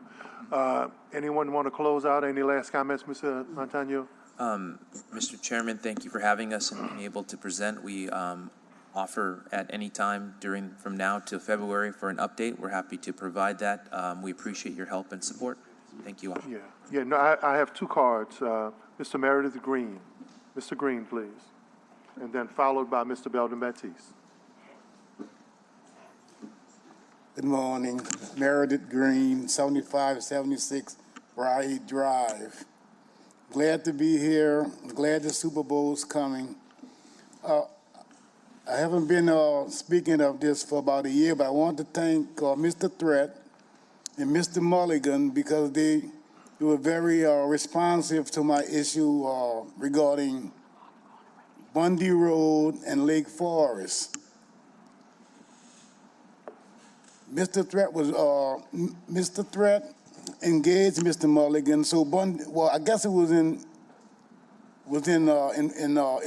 work in progress, so to speak. But it happened, and they moved the tires at Bundy Road. But now the sidewalk is still a dangerous situation. I don't know how many tens of thousands of dollars they spent to move those tires off Bundy Road, but they can't seem to keep the grass cut or keep the 20-acre plot looking decent. And as far as 8501 Lake Forest, someone's gonna get killed out there because there's no sidewalk. And I was wondering, with this Super Bowl money, maybe they can at least put a sidewalk at 8501 Lake Forest before someone gets killed out there. It's an adjudicated property. It's been there for years and years, as well as Bundy Road is adjudicated property. Bundy Road is a big problem because it should have never been approved as the condominium site because now it's a big mess with 900 owners. So not to get off the point, I appreciate the time and I'm glad to see Mr. Threat again and hopefully he can talk to now it's Mr. Davis. Mr. Anthony Davis is the new Mr. Mulligan. So maybe the three of them and Mr. Montalbano is here. Maybe they can put their heads together and clean up these two sites. Thank you, Mr. Green. That's what I'm working toward. Thank you. Mr. Green. Thank you very much, Mr. Green. I'll get back out there and Thank take you. a look at And it. Mr. Batiste just wanted to add his card to the record since he spoke earlier. Mr. Batiste? Good morning, City Council, Belden Batiste. I'm here once again to speak to the community about this Super Bowl, you know. We look at the Super Bowl, they come to our city as visitors. But Oliver, you always talk about the black businesses. And the black businesses are being left out with the Super Bowl. Just like Essex came here, they done moved all the vendors. So I'm tired of these visitors coming to our city. Mr. Mike Heck, I don't know you. But anyway, Mr. Mike Heck, I'm coming to your office because a lot of stuff y'all doing, y'all leaving the black community out. You know, and the black community deserves to have a seat. One thing that I like that Councilman Thomas do, and people get mad with him, but he stand on what he believe in. And he talk about the black people. He talk about the disparity with the black people and the black people hurting, you know. You got young entrepreneurs out here. Michael Heck, y'all don't bring them to the table. We want those young people to put those guns down. But let's give them some contracts. Let's make economics right. Look, the economic study, they don't talk about it, Councilman Thomas, but you do. And I'm gonna set it straight. We get 2% of the economics as black people in the city of New Orleans. Whether Super Bowl, Essence, or who come here. Contracts, we get 2%. It's a disgrace. Mr. Thread, fix that man problem that's talking about the East. Joe, listen, I look at your background, brother, and you got a hell of a background. But your word is your word. You know what I'm saying, Joe? And you're doing some good work, bro. But help this brother. You know what I'm saying? We don't want to hear all that talk in the woo-woos, the community tide. But what I'm telling you, Michael Heck, if you're going to do business in the city, the notice sauce is telling you, you're going to bring the black people to the table. We need our fair share, brother. And I'm waiting for my day to sit down, and I'm waiting for you to show me the data. Thank you. No, thank you, Mr. Batiste. Mr. Heck. Thank you, Mr. Chairman. Mr. Batiste, I want to thank you for your comments, and I would love to invite you to our office so I could tell you about all of our economic development and economic mobility initiatives that we have. Just a few examples for you to think about. we have a partnership that we work with an organization called OHUB, which has recently invested $250,000 in 5 minority-led energy entrepreneur companies that are local. We also have a number of programs with our HBCUs, with Xavier, with Dillard, with SUNO, including one which places students at those universities with local tech companies. Another one called Wise Women that focuses on women of color and getting them internships with organizations like Boeing.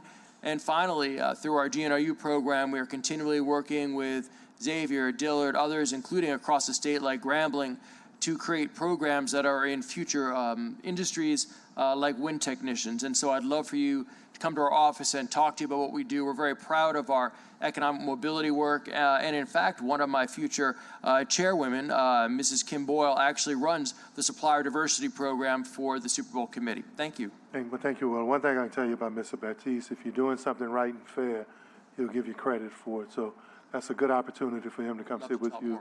Yeah, He'll tell everybody. And I think Councilmember Thomas, we had planned to run that road, that bus stop and the sidewalk into the citywide project. Thank you, Mr. Green. Councilman Harris, motion to adjourn?